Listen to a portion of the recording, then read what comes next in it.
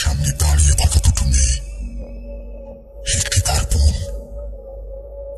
আরেকটি কে ছিল লনের সেই পোড়া মেয়েটি। উঠোনে ছড়িয়ে থাকা মরা কবুতরের ছানা আর দুইটা কাক, ছোট বোনের আর্তনাদ। ওরা আমাকে মেরেছে। দোলনাটা অস্বাভাবিকভাবে দুলছে। দোলনাটা অস্বাভাবিকভাবে দুলছে। আপনাদের সবাইকে স্বাগত জানাচ্ছি। আমি রাসেল। আশা করছি আপনারা সবাই ভালো আছেন এবং ভালোর তলে আছেন। আমিও ভালো আছি আর ভালোর তলে আছি। আশা করছি আজকে যে ঘটনাগুলো আপনারা শুনবেন সেই ঘটনাগুলো আপনাদের যথেষ্ট আনন্দ দেবে। চলুন কথা না বাড়িয়ে সরাসরি শুরু করি আমাদের আজকের ঘটনা। তার আগে জানাই, যারা এখনো পর্যন্ত আমাদের চ্যানেলটি সাবস্ক্রাইব করেনি ওদেরকে সাবস্ক্রাইব করার অনুরোধ করবো।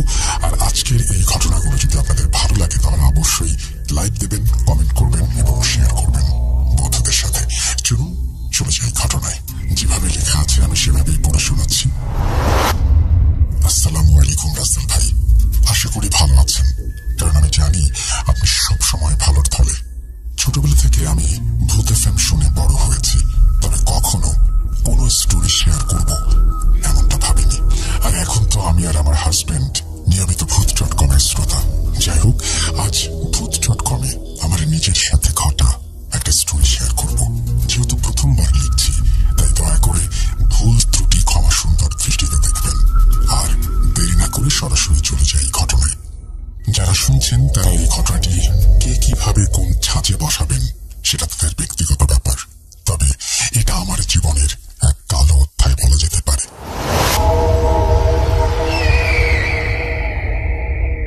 আব্বুর চাকরির সুবাদে ট্রান্সফার হয়ে তখন ছিলাম মাগুরায়। মাগুরায় আমার ক্লাস 3 থেকে 8 পর্যন্ত বেড়ে ওঠা। সেখানে একটা প্রাইমারি স্কুলে ক্লাস 4-এ পড়াকালীন সময়ে খেলতে গিয়ে এক বান্ধবীর মাথায় আঘাত লেগে পড়ে যায়। যে বান্ধবীর মাথায় আঘাতটা লাগে আসলে তারও ভীষণ ব্যথা পাবার কথা ছিল, কিন্তু ব্যথার শিকার শুধু আমিই হলাম। একে তো ছোট ছিলাম, তাই স্বাভাবিকভাবেই অনেক কান্না করছিলাম। ক্লাসের অন্যান্য ফ্রেন্ডরা এসে আমার কান্না থামানোর চেষ্টা করছিল। এক পর্যায়ে আমি স্বাভাবিক হলাম এবং এটাই হলো মূল ঘটনার সূত্রপাত। পরদিন থেকে স্কুলে গিয়ে প্রথম পিরিয়ডেই হঠাৎ মাথা ব্যথা শুরু। শরীর ভালো লাগছে না, যার দরুন ছুটি নিয়ে বাসায় চলে আসি এবং বাসায় ফিরে ঘুমিয়ে যাই এবং এই ঘুম ভাঙে বিকেল 4টা-5টার দিকে। কয়েকদিন টানা এই অবস্থা যাওয়ার পর আমার আব্বু আম্মুর মাথায় চিন্তার রেখা দেখা দিল এবং আমাকে জিজ্ঞেস করলো কি সমস্যা হচ্ছে। আমি তাদের বলি যে আমার মাথা ব্যথা করে, মাথার পেছনের দিকে, আর ঘুমালে হুঁশ থাকে না। আব্বু আম্মু চিন্তা করলো আমাকে একজন ভালো নিউরোলজিস্টের কাছে নিয়ে যাবেন, তাই দেরি না করে একজন ভালো নিউরোলজিস্টের কাছে নিয়ে গেলেন এবং উনি সব শুনে আমাকে বেশ কিছু টেস্ট করতে দিলেন। কিন্তু সব টেস্টেই দেখা গেল আমার কোনো সমস্যা নেই, আমি সম্পূর্ণ সুস্থ। তবে উনি জানালেন হয়তো মৃগীরোগের কোনো লক্ষণ দেখা দিচ্ছে। এসব বলে কিছু ওষুধ দিলেন, যা ছিল আসলেই অনেক হাই ডোজের ঘুমের ওষুধ। দিন দিন আমার শরীর ভাঙতে থাকে আর সারাদিন আমি শুধু ঘুমোতে থাকি। মাগুরা, যশোর, ফরিদপুর সব জায়গার নিউরোলজিস্ট দেখানো শেষ এবং সব রকমের টেস্ট করানো শেষ। এর মধ্যে আমার আর শুধু মাথা ব্যথায় সীমাবদ্ধ নেই, বিষয়টা চলে গেছে অজ্ঞানের পর্যায়ে। আমি শুধু সেন্সলেস হয়ে যেতাম এবং খিঁচুনি উঠত। তারপর কিছু সময় পর নিজে নিজে জ্ঞান ফিরত, তবে শরীর ভেঙে একদম কঙ্কালের মতো হয়ে গেল। একদিন অজ্ঞান হয়ে খিঁচুনি উঠে এমনই অবস্থা হলো যে আমাকে অ্যাম্বুলেন্সে করে ঢাকায় একটি নামকরা প্রাইভেট হাসপাতালে ভর্তি করানো হলো। সেখানে ডাক্তাররা আবারও অনেক টেস্ট করালেন। বরাবরের মতন কোনো রোগ না পেয়ে বিষয়টাকে মানসিক সমস্যার খেতাব দিয়ে আমাকে রিলিজ করে দিলেন। একে তো এত ডাক্তার, হসপিটাল করে অনেকগুলো টাকা খরচ হয়ে গেছে, তাই আব্বু আম্মুর দুশ্চিন্তা এখন চরম পর্যায়ে। তবে ঢাকা থেকে আসার পর আমি একটু সুস্থ হতে শুরু করলাম, যদিও এই সুস্থতা বেশি দিন টেকেনি। একদিন স্কুলে অজ্ঞান হয়ে গেলাম আর তারপর থেকে শুরু হলো আরো কিছু লক্ষণ। আমি সেন্সলেস থাকা অবস্থায় অনেক কথা বলতাম, এমনকি কিছু কথা এমন যা পরবর্তীতে নাকি সত্যিও হয়েছিল, যা আমি পরে শুনেছি। যেমন আমার বোনের রেজাল্ট। আমি বলে দিয়েছিলাম আমার বোনের রেজাল্ট কি হবে। তারপর কিছু জিনিস দেখা শুরু করলাম। মনে হতো জানালার কাছে দাদুর বয়সী হুজুরের মতন কেউ একজন দাঁড়িয়ে আছে আর আমাকে তার কাছে ডাকছে। এসব দেখে আমার মুখে শুনে আমার মায়ের চিন্তা 3 গুণে গিয়ে পৌঁছালো। এবার পরিচিত কিছু মানুষ বলল, ওকে আপনার একটু হুজুর দেখান। বিভিন্ন হুজুর দেখানো হলো। তারা পানি পড়া দেয়, তাবিজ দেয়, কাজ হয় না। আমার শরীর তখন তাবিজে পরিপূর্ণ হয়ে গিয়েছিল। গলায়, হাতে, কোমরে 3-4টা করে তাবিজ। ঠিক সেই সময় আমাদের পরিচিত এক আন্টি আম্মুকে জানালো ফরিদপুরের একজন কবিরাজ আছে, আমাকে যেন ওনার কাছে নিয়ে যাওয়া হয়। আব্বু এসব বিশ্বাস না করলেও আম্মু অনেকটা জোর করেই আমাকে তার কাছে নিয়ে যান। আমি ওনাকে দাদু বলে সম্বোধন করতাম, তবে উনি মাঝ বয়সী একজন লোক ছিলেন। উনি আমাকে দেখে আসন করে জানতে পারেন আমার উপর এক জিন নজর রাখছে। জিনটা অনেক রাগী, তবে জিনটা কোনো এক কারণবশত সরাসরি আমাকে ধরতে পারছে না, যার কারণে দূর থেকে নজর দিয়ে দিয়ে আমার এই হাল করছে। তো এর প্রতিকার চাইলে উনি আমাকে জানান যে আমাকে গোসল দেওয়া লাগবে, সে বাবদ কিছু জিনিসপত্র লাগবে, আর ওনার কাছে টাকা দিয়ে দিলে উনি সবকিছু ব্যবস্থা করবেন। নদীর পানি, জবা ফুল, এমন আরো অনেক কিছু। ছোট ছিলাম, যার কারণে আমার কি কি লেগেছিল সঠিক মনে নেই। উনি আমাকে বাড়ি থেকে একটু দূরে একটা বাগানের মধ্যে নিয়ে গোসল দিলেন। পানিটা ছিল একটা মাটির কলসে। উনি আমাকে বললেন, তোমার গায়ে পানি দেবার সাথে সাথে তুমি সোজা বাড়ির মধ্যে চলে যাবে, কোনো শব্দ শুনলেও পেছনে ফিরে তাকাবে না। আমি একটা ঠাস করে শব্দ শুনলেও পেছন ফিরে তাকাইনি। তারপর উনি আমাকে একটা তাবিজ দেন এবং বলেন সাবালিকা হওয়া পর্যন্ত যেন আমি এটা পরিধান করি, আর যদি কখনো খোলা লাগে বা খুলে যায় তবে যেন গরুর দুধ দিয়ে ভিজিয়ে আবার সেটা পরি। এভাবে আমি আমার ইন্টারমিডিয়েট পর্যন্ত তাবিজটা রেখেছিলাম। এরপর আর কখনো আল্লাহর রহমতে কোনো সমস্যা হয়নি। কাহিনীটা আসলে কতটা ভৌতিক আমি জানি না, তবে এই সমস্যাটা আমি আমার পরিবার খুব বাজেভাবে ফেস করেছি। আর একটা বিষয় অ্যাড করতে চাই, এখন এসে যখন ভূত.com-এর বিভিন্ন ঘটনা শুনি এবং বিভিন্ন হাদিস ঘাঁটি, তখন থেকে আসলে বুঝতে পেরেছি কালো জাদুর ভয়াবহতা কতটা এবং আল্লাহর শাস্তি, এর শাস্তি হতে পারে জাহান্নাম। আমাকে যে কবিরাজ চিকিৎসা করেছিলেন তখন জানি না কোন পদ্ধতিতে করেছিলেন। যদি উনি কালো জাদুর কোনো পদ্ধতি অবলম্বন করে থাকেন যেটা শরিয়া অনুযায়ী নিষিদ্ধ, সেক্ষেত্রে আল্লাহ যেন আমায় ক্ষমা করেন। তখন আমি অনেক ছোট ছিলাম আর আমার গার্ডিয়ান অনেকটা নিরুপায় হয়ে আমাকে চিকিৎসা করিয়েছিলেন। এই ছিল ঘটনা। সবাই ভালো থাকবেন। আমি চাই না আমার নাম এবং ঠিকানা প্রকাশ করতে, সুতরাং আমি নাম এবং ঠিকানা প্রকাশ করছি না। আশা করছি এই ঘটনাটি আপনাদের ভালো লেগেছে। যদি ভালো লাগে অবশ্যই আমাদের জানাবেন। আমরা চলে যাব আমাদের পরবর্তী ঘটনায়।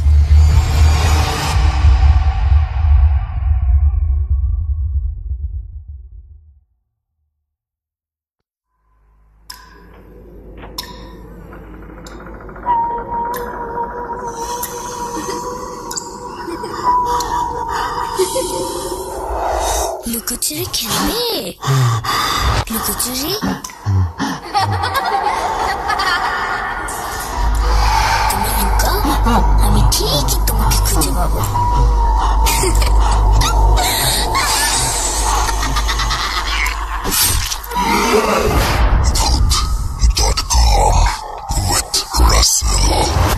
Welcome back. আপনাদের সবাইকে স্বাগত জানাচ্ছি। আমি রাসেল। আশা করছি আপনারা সবাই ভালো আছেন, ভালোর তলে আছেন। আমিও ভালো আছি আর ভালোর তলে আছি। যেভাবে লেখা আছে আমি ঠিক সেভাবেই আপনাদের পড়ে শোনাচ্ছি। আসসালামু আলাইকুম রাসেল ভাই ও প্রিয় শ্রোতা বন্ধুরা, আশা করি সকলেই ভালো আছেন এবং সুস্থ আছেন। আমি মোহাম্মদ সাবিত আলম লিখছি ময়মনসিংহ বিভাগ থেকে। আজ আমি যে ঘটনাটি আপনাদের সামনে নিয়ে এসেছি সেই ঘটনাটা আমাকে বলেছেন নাদিয়া আপু। ঘটনাটি আমি নাদিয়া আপুর ভাষাতেই লিখছি এবং অনিচ্ছাকৃত ভুল ত্রুটির জন্য সবার ক্ষমা প্রার্থনা করছি। বলছেন নাদিয়া আপু,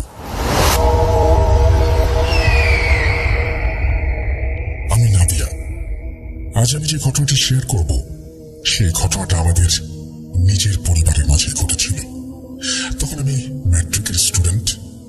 আমরা শুরু থেকে ভাড়া বাড়িতে থাকতাম। আর্থিকভাবে খুব শক্তিশালী ছিলাম না বলে নিজের একটা বাড়ি কেনার সুযোগ হয়নি। সে কারণেই এক ভাড়া বাসা থেকে আর এক ভাড়া বাসায় যেতে যেতে অনেকে ঝামেলা, অনেকে দুঃখ, অনেক অস্বস্তি সইতে হয়েছে। আজ আমি যে ঘটনাটি বলছি তার মূল উদ্দেশ্য হলো জীবনযাত্রার এমন একটা দিক দেখানো যে দিককে আমরা অনেকে এড়িয়ে যাই। অনেকে ভাবেন কালো জাদু যদি থাকে তা হয়তো আত্মীয় স্বজনই করে বা কোনো শত্রু করে, কিন্তু আমি আজ এমন এক অভিজ্ঞতার কথা বলবো যেটা শুনে অনেকেই হয়তো নিজের জীবনের সঙ্গে মিল খুঁজে পাবেন, আর কেউ কেউ হয়তো প্রথমবার এরকম শুনবেন। তখন আমরা একটা বাসা ছাড়তে বাধ্য হয়েছিলাম। কেন সেটা এই ঘটনার সাথে রিলেভেন্ট নয় তাই বলছি না। নতুন বাসার খোঁজ চলছিল। একদিন আব্বু এসে সুখবর দিলেন, একটা বাড়ি পাওয়া গেছে। খুব বেশি আশা নিয়ে নয়, বরং প্রয়োজনের তাগিদে আমরা গিয়ে বাসাটা দেখলাম। ওটা ছিল অনেক পুরনো, ভাঙাচোরা, দেয়ালের প্লাস্টার উঠে গেছে, জায়গায় জায়গায় স্যাঁতস্যাঁতে দাগ, এমন একটা বাসা। তবুও পকেটে টাকা না থাকলে পছন্দকে বিসর্জন দিতেই হয়। ভাড়া কম, লোকেশন মোটামুটি, তাই মনে মনে হিসেব কষে নিলাম, সামাল দেওয়া যাবে। কিন্তু প্রথম দিন বাড়িটায় ঢুকেই অদ্ভুত একটা গন্ধ নাকে এসে লাগলো। ঠিক বোঝাতে পারবো না, যেন বাসি কিছু, সঙ্গে আবার পোড়া ধোঁয়ার মতো একটা তীব্রতা মিশে আছে। উঠোনে জুড়ে, বারান্দায়, এমনকি রান্নাঘরের কোণে কোণে মুরগির হাড় পড়েছিল। মনে হচ্ছিল আশেপাশের কুকুর বিড়াল শিকার করে এনে এখানে বসে খায়। আমরা সবাই বুঝে গেলাম যাই হোক না কেন বাড়িটাকে ধোয়া মোছা না করলে এখানে থাকা যাবে না। বাড়ির মালিক বলেছিলেন আগের ভাড়াটেরা 1 বছর আগে চলে গেছে, আর সেই থেকে বাড়িটা একদম ফাঁকা পড়ে আছে। টাকা পয়সার টানাটানিতে দরদাম বুঝে চাইতে চাইতে আমরা ওটা নিয়ে নিলাম। তারপর শুরু হলো পরিষ্কার করার যুদ্ধ। বাইরে থেকে একজন কাজের লোক আনা হয়েছিল, কিন্তু আমরা নিজেরাও কোমর বেঁধে লেগে গেলাম। জঞ্জাল, ধুলো, লম্বা দিনের বদ্ধ গন্ধ, জলপোকা, শ্যাওলা সবকিছু মিলিয়ে এমন একটা অবস্থা যে শুধু পরিষ্কার করতেই 3-4টা দিন কেটে গেল। পরিষ্কার শেষ করে যখন আসবাবপত্র সরানো শুরু হলো তাতেও আরো 3-4 দিন গেল। তাহলে এবার বুঝে নিন শরীর আর মন কিভাবে ভেঙে পড়েছিল আমাদের। ঠিক ওই সময় আমার বোর্ডের পরীক্ষা ছিল। একদিন পরীক্ষা, পরের দিন ঘর গোছানো, পরের দিন আবার এক্সাম। এভাবে 7-8 দিনের ভেতর আমাদের সবার অবস্থা কাহিল হয়ে গেল। অবশেষে আল্লাহ আল্লাহ করে আমরা শিফট করলাম। কিন্তু গিয়ে দেখি যে যাই করি কারোরই মনে এই বাড়িটার জন্য একটু টান নেই, যেন বাড়িটা নিজে থেকেই মানুষকে দূরে ঠেলে দেয়। ভাই বেশি সময় বাইরে কাটাতে শুরু করলো। বলতো, জানি না বাড়িতে আসার সময় মনটাই কেমন করে, আসতে ইচ্ছে করে না। আব্বু অফিস থেকে ইচ্ছে করেই দেরি করে ফিরতেন। আমি নানা অজুহাতে প্রতিবেশীদের ওদিকে চলে যেতেন। বাসায় তখন পড়ালেখার নামে আমি আর আমার ছোট বোন বেশি থাকতাম। আমার নিজেরও বাড়িতে থাকতে মন চাইত না, কিন্তু যাওয়ার কোনো জায়গা ছিল না, আর পরীক্ষার চাপ ছিল বলে বাইরে ঘুরে বেড়ানোর সম্ভাবনাও ছিল না। রাতের বেলা গোসলখানায় গেলে যেটা অনুভব করতাম সেটা ভাষায় ঠিক বোঝানো যাবে না। জানি যে আমি একা আছি, তবু মনে হতো কেউ যেন পেছনে দাঁড়িয়ে আছে। পানির কলের শব্দ থেমে গেলে যে নীরবতা তৈরি হয় তার ভেতরও একটা ভারী উপস্থিতি টের পেতাম। মনে হতো চোখ রেখে কেউ তাকিয়ে আছে। গোসলটা ঝটপট শেষ করে দম না নিয়েই ছুটে বেরিয়ে আসতে ইচ্ছে করত। আর এটা শুধু আমার একারই না, আম্মি, ভাই, এমনকি ছোট বোনও এসব অস্বস্তির কথা বলতো। আমরা বুঝতে পারছিলাম না এটা কি আসলে জিন ঘটিত কোনো ব্যাপার, নাকি নতুন জায়গায় উঠলে যেমন একটু সময় লাগে তেমনই একটা ব্যাপার। অনেক সময় তো বাড়ি বদলালে অচেনা গন্ধ, বিভিন্ন শব্দ, নতুন দেয়াল সব মিলিয়ে মানুষ অস্বস্তি বোধ করে। আমরা চেষ্টা করছিলাম সবকিছুকে সেই ব্যাখ্যায় সাজাতে। এদিকে আমি প্রতিবেশীদের কাছ থেকে কিছু জানতে চেয়েছিলেন, কিন্তু মুখ ফুটে কেউ কিছু বলতে চাইছিল না।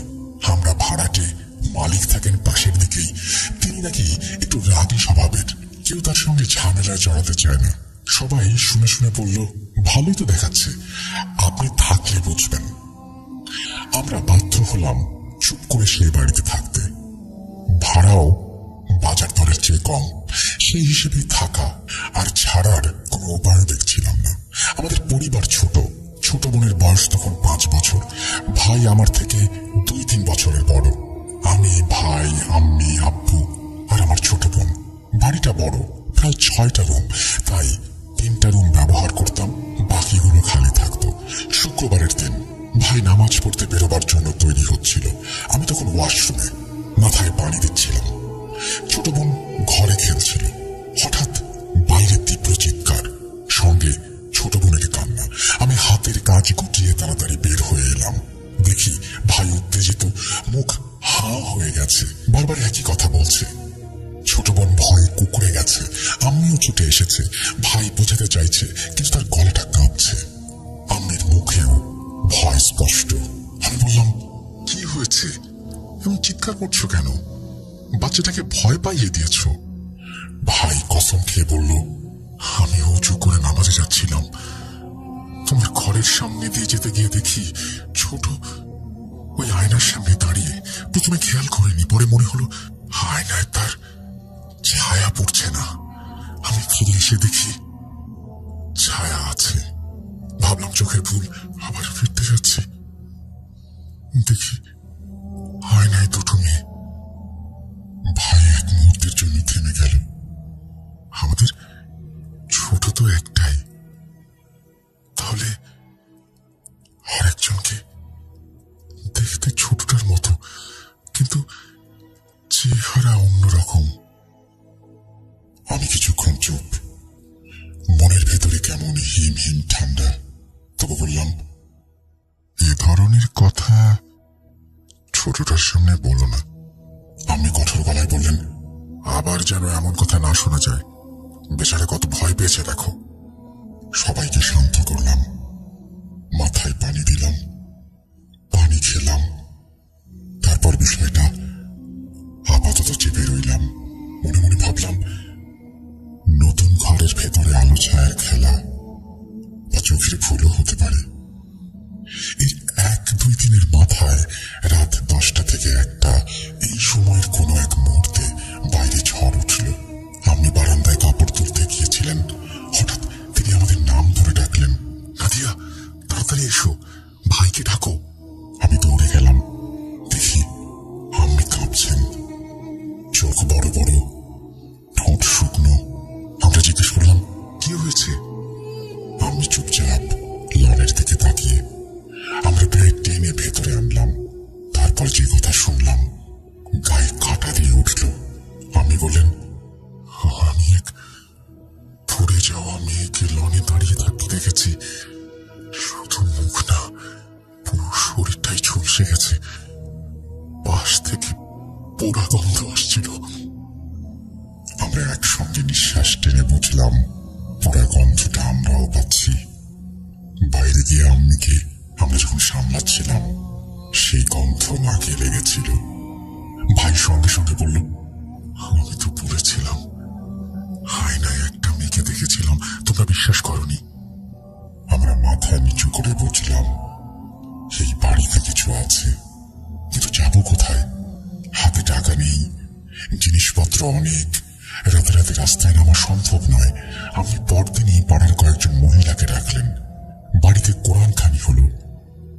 আমরা ভেবেছিলাম এতে শান্তি আসবে, কিন্তু হয়তো সেটাই আমাদের সবচেয়ে বড় ভুল ছিল। দুটো বিচ্ছিন্ন ঘটনা ছিল, এবং সেটা হয়তো এভাবেই থেকে যেত। কোরআন খানি হওয়ার পর যেন আমরা কাউকে নারাজ করে দিয়েছি। তারপর প্রতিদিন কোনো না কোনো ঘটনা ঘটতে লাগলো। যেদিন কোরআন খানি করেছিলাম, তার পরদিন বিকেলে ভাই ঘরে ঢুকে তীব্র স্বরে বলল, বাইরের ময়লা পরিষ্কার করলে না কেন? আমরা বললাম, কাজের মহিলা এসে গেছে, পরিষ্কার করছে। ভাই বলল, তাহলে বাইরে ওই মৃতদেহগুলো পড়ে আছে কেন? আমরা জিজ্ঞেস করলাম, কি দেহ? সে আমাকে হাত ধরে বাইরে নিল। দেখি আয়নার একদিকে মরা কবুতরের ছানা, অন্যদিকে 2টা মরা কাক, কিছু লন্ড্রি এরিয়ায়, কিছু লনে। ঘরে এক পাশ খুললেই কোথাও না কোথাও একটা মরদেহ চোখে পড়ে। অন্ধকারে নামছে, চারপাশের বাড়িগুলোতে আলো জ্বলছে, আর আমাদের ভাঙাচোরা উঠোনে মৃত প্রাণী। দৃশ্যটা এত ভীতিকর ছিল, বুক ভার হয়ে আসছিল। আমরা বললাম, সকাল হলে কাজের লোক আসবে, সব উঠিয়ে ফেলবে। দরজা লক করে ভেতরে ঢুকে পড়লাম। রাতভর বেড়ালের কান্নার শব্দ, জানালার আড়াল থেকে আছড়ে পড়া সুর, ডিসেম্বর কিংবা জানুয়ারির ঠান্ডা, বাতাস ভারী, পাখা বন্ধ, নীরবতার মধ্যে ছোট ছোট শব্দ কেমন করে যেন বেড়ে যায়। কখনো মনে হচ্ছিল বাইরে কেউ হাতুড়ি দিয়ে মার্বেল ভাঙছে, কখনো দেয়ালে পাথর পড়ার ঠন ঠন, আবার কখনো টেনে ঘষার মতো শব্দ। সন্ধ্যা থেকে ছোট বোন বারান্দায় খেলছিল, হঠাৎ ভিতরে এসে কান্নায় ভেঙে পড়ে বলল, মাম্মা, আমাকে ওরা মেরেছে। আপনি জিজ্ঞেস করলেন, কে মেরেছে? বান্ধবী কেউ এসেছে? ছোটটা বারবার বাইরে দেখিয়ে বলল, ওরা। বাইরে গিয়ে দেখলাম কেউ নেই, তবু ছোটটার গাল লাল। মনে হয় সত্যিই কেউ জোরে থাপ্পড় দিয়েছে। খেলনা দিয়ে তাকে বোঝালাম। আমি আমার দিকে তাকিয়ে দেখলেন দুজনেই চুপ। এক রাতে 12টা কিংবা 1টা হবে, আমরা প্রায় ঘুমিয়ে পড়েছি। ভাই সম্ভবত জেগেছিল, সে একটু দেরিতে ঘুমায়। এমন সময় বাইরে থেকে নবজাতকের কান্নার শব্দ, কখনো খুব কাছে, যেন জানালার ধারে, আবার মুহূর্তেই অনেক দূরে। একবার মনে হলো যেন কান ঘেঁষে কাঁদছে, তারপরে মিলিয়ে গেল। আমি আঁতকে উঠে বসে পড়লাম। ঘর থেকে বেরিয়ে দেখি ভাই দাঁড়িয়ে, আম্মি আব্বুও বেরিয়ে এসেছেন। আমরা সবাই দরুদ শরীফ পড়তে শুরু করলাম। আব্বু আজান দিলেন। আজান শেষ হতেই কান্না থেমে গেল। আমরা ঠিক করলাম সকাল হলে কাউকে না কাউকে জিজ্ঞেস করতেই হবে এ বাড়িতে কি হচ্ছে। ভোরবেলা আব্বু নিকটবর্তী মসজিদে গেলেন, ইমাম সাহেবকে সব বললেন। তিনি কিছুক্ষণ চুপ থেকে জিজ্ঞেস করলেন, আপনারা কি ইরফান সাহেবের বাড়ি ভাড়া নিয়েছেন? আব্বু বললেন, হ্যাঁ, ঠিক ওইটাই। ইমাম সাহেব আবার চুপ, তারপর বললেন, ওই বাড়িটা অনেকটা ধ্বংসপ্রাপ্ত, অনেকদিন বন্ধ ছিল। আব্বু বললেন, আপনি একদম ঠিক বলেছেন। ইমাম সাহেব বললেন, আমার 3 দিন সময় চাই, ইস্তেখারা করে জানাবো কি করতে হবে। 3টা দিন আমাদের কাছে যেন 3টা মাস। দিনটা কাটে আতঙ্কে, রাতে ঘুম আসে দোয়ার মধ্যে। প্রথম দিন সন্ধ্যা, আম্মি রান্নাঘরে ভাত বসাচ্ছেন, আমরা পাশে। হঠাৎ কেমন করে যেন পুরো হাড়িটা তুলে উঠে আম্মির পায়ে পড়ে যাচ্ছিল। কয়েক ইঞ্চি দূর দিয়ে পড়ে তারপরে রক্ষা। আমি পেছনে সরে গিয়ে বসে পড়লেন। আমি দ্রুত পানি দিলাম। সবাই বোবা হয়ে তাকিয়ে রইলাম। দ্বিতীয় দিন বিকেল, আমি ছোটটার সঙ্গে খেলছিলাম। ভাই, আমি নিজের চোখে দেখেছি কালো একটা বেড়াল এসে চোখের সামনে বসে রইল। তার চোখের দৃষ্টি তীক্ষ্ণ, অচেনা, যেন কথা বলে। আমরা দুজন স্থির হয়ে গেলাম। বেড়ালটা ধীরে ধীরে উঠোনের এক গাছের কাছে গেল। তারপর হঠাৎ এমন ভাবে উধাও হলো, দেখলে বিশ্বাস হয় না। ছোটটা ভয় আমার কোলে উঠে জিজ্ঞেস করল, আপনি বেড়ালটা কোথায় গেল? আমি তাড়াতাড়ি দরজা বন্ধ করে দিলাম। মনে হলো এই সব কিছুই স্বাভাবিক নয়। ইমাম সাহেবের ইস্তেখারার খবর আসতে তখনও বাকি। 2 দিন। দ্বিতীয় দিন রাতেই আর এক বিপত্তি। আব্বু বাথরুমে পড়ে গিয়েছিলেন। পরে আব্বু নিজেই বললেন, মনে হলো কেউ আমাকে ঠেলে দিয়েছিল। আল্লাহর রহমতে বড় কিছু হয়নি। কিন্তু আব্বু ভয় পেয়ে গেলেন। সন্তানদের চিন্তা, স্ত্রীর চিন্তা, নিজেরও চিন্তা। ছোটটা তখনও খুব ছোট, 5-6 বছরের বেশি না। আমি সিদ্ধান্ত নিলেন ছোটটা আমি সেদিন থেকে আম্মির ঘরেই থাকি, কেবল ভাই নিজের ঘরে। কিন্তু বেশি দিন টিকল না। সেই রাতেই ওর সঙ্গেও এমন কিছু ঘটলো, শেষ পর্যন্ত আম্মি আব্বুর রুমে এসে সে উঠতে বাধ্য হলো। ভাইয়ের ভাষায় সে টিভি দেখছিল, আর দেখতে দেখতে তার নজর গেল জানালায়। বাইরে একটা ছেলে দাঁড়িয়ে, বয়সে আমাদের ছোট বোনের মতো হবে, দুই হাত জানালায় রেখে ভেতরের দিকে তাকিয়ে।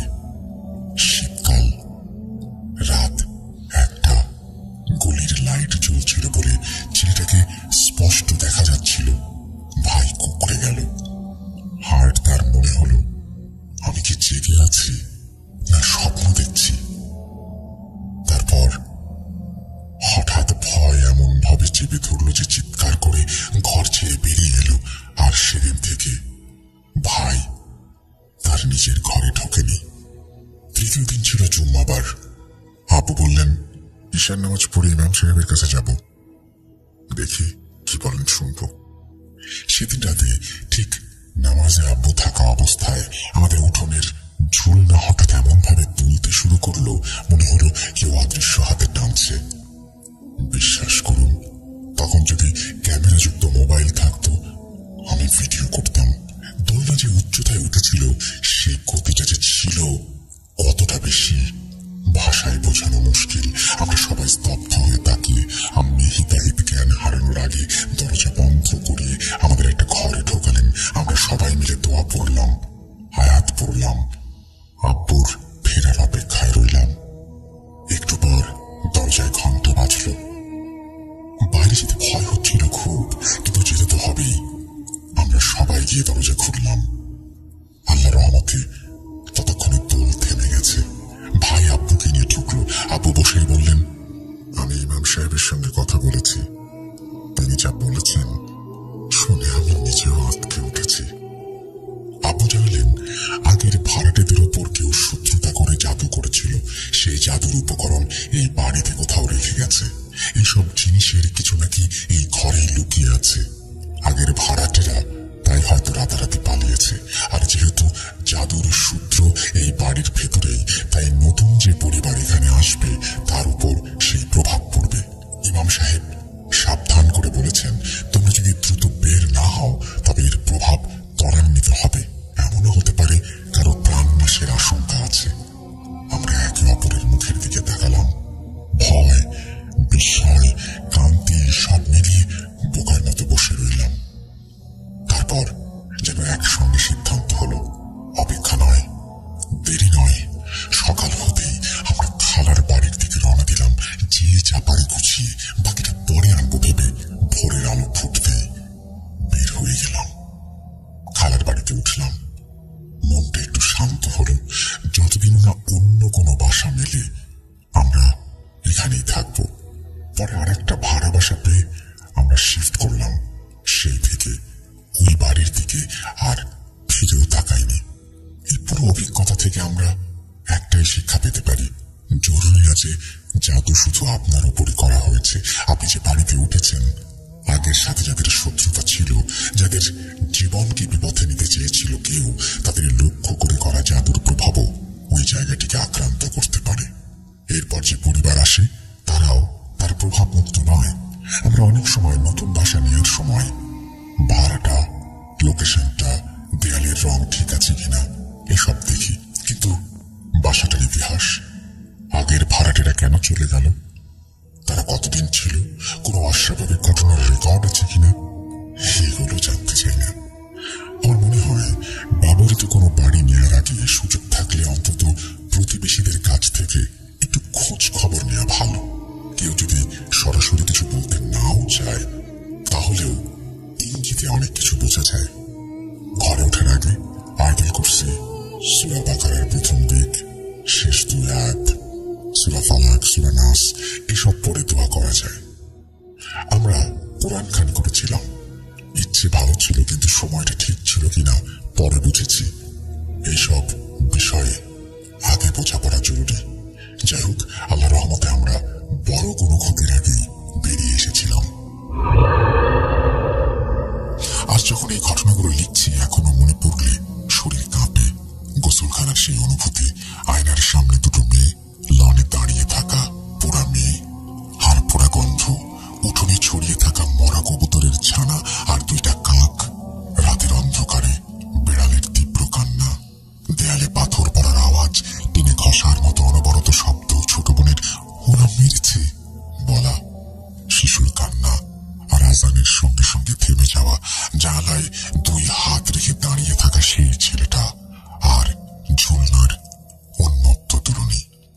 সবাই আজও মনে হয় জীবিত। আমরা কেউ নতুন কোনো ঘটনা ঘটাইনি। আমি ঘটনা শেয়ার করলাম এই আশায় যে আপনারা যদি কোনো ব্যবহৃত বাড়ি ভাড়া নেন তাহলে আগে একটু খোঁজ খবর নেবেন।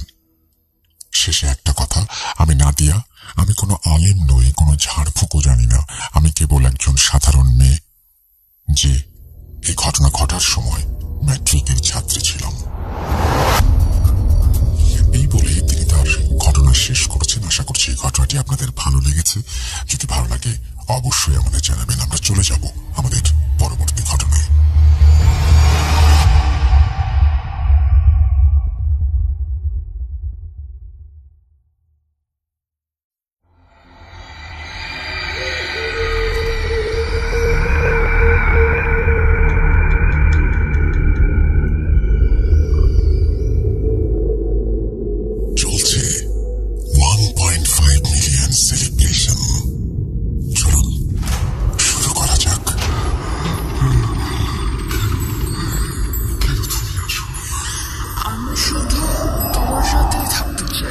কিভাবে সম্ভব? মৃতদের এই পৃথিবীতে থাকতে নেই। তুমি চলে যাও, চলে যাও, প্লিজ চলে যাও। সবটাই কি ইলুশন, নাকি অন্য জগতের কেউ কখনো হাজির হয়ে যায় চোখের পলকে? ভূত.com with Russell। Welcome back. আপনাদের সবাইকে স্বাগত জানাচ্ছি মিরাসেল। আশা করছি আপনারা সবাই ভালো আছেন এবং ভালোর দলে আছেন। আমিও ভালো আছি আর ভালোর দলে আছি। কোনো কথা না বাড়িয়ে আমরা চলে যাব আমাদের পরবর্তী ঘটনায়। চলুন শুরু করা যাক। আমার নাম নিলয়, আমার বাসা কুষ্টিয়া জেলার ভেড়ামারা থানায়। এরপরে তিনি তার মোবাইল নাম্বার শেয়ার করেছেন, যেটি গোপন রাখার অনুরোধ। নমস্কার রাসেল ভাই, আশা করি অনেক ভালো আছেন। আমি 2013 সাল থেকে ভূত এফএম শুনতাম, তবে রেগুলার লাইভ শোনা হতো না। এখন প্রতিদিন শোনা হয়। আমি আজকে আমার সাথে ঘটে যাওয়া কিছু ঘটনা শেয়ার করব। লেখার মধ্যে অনেক ভুল থাকবে, সেজন্য আমি আগেই ক্ষমা প্রার্থী, কারণ এটা আমার লেখা প্রথম ঘটনা। আমি কোনো কথা না বাড়িয়ে ঘটনায় চলে যাচ্ছি।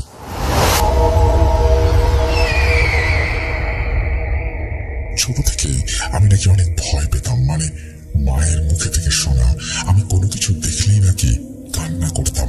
এই ধরেন কালো কুকুর, কালো বেড়াল ইত্যাদি। তো আমি যখন প্রথম কলেজে উঠি তখন থেকেই আমি কিছু অস্বাভাবিক জিনিস ফিল করি। আমি কোনো একদিন সন্ধ্যার দিকে আমার বাসার পেছনে দাঁড়িয়ে কারোর সাথে ফোনে কথা বলছিলাম। বলে রাখি, আমার বাসার আশেপাশে অনেক গাছগাছালি ছিল। আমাদের ছোট একটা বাগান আছে, যেখানে আমার বাবা অনেক ধরনের গাছ লাগিয়ে তার পরিচর্যা করেন। আর তার পাশেই ছিল একটা ছোট বাঁশঝাড়, যা আমাদেরই, আর তার পেছনে অনেক বাঁশঝাড় যেটা অন্য মানুষের। তো এর আগেও এইখানে অনেক কিছু ঘটেছে অনেকের সাথেই। এখানে বহু বছর আগে একটা মন্দির ছিল, যেটা আমার দাদুদের ছিল।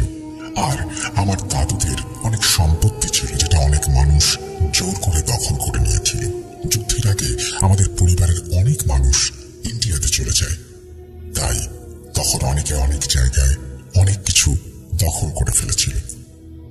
বলে রাখি, আমাদের বাসার আশেপাশে এমন অনেকে আছে যারা এখনো আমাদের জায়গা দখল করে জীবনযাপন করছে। তার মধ্যেই একজনের বাসার ওইখানে আমাদের সেই মন্দিরটি ছিল। তার সাথে ছিল বিশাল এক তাল গাছ। অনেকে এই দিক দিয়ে যাওয়ার সময় সেই তাল গাছে অনেক রাতে কোনো কিছু শব্দ শুনতে পেতেন, যেটা আমিও অনেকবার পেয়েছি। এই তাল গাছটা নেই, তবে তাল গাছ নিয়ে অনেক ঘটনা আছে, যেটা অন্যদিন শেয়ার করব। এখন আসি মূল ঘটনায়।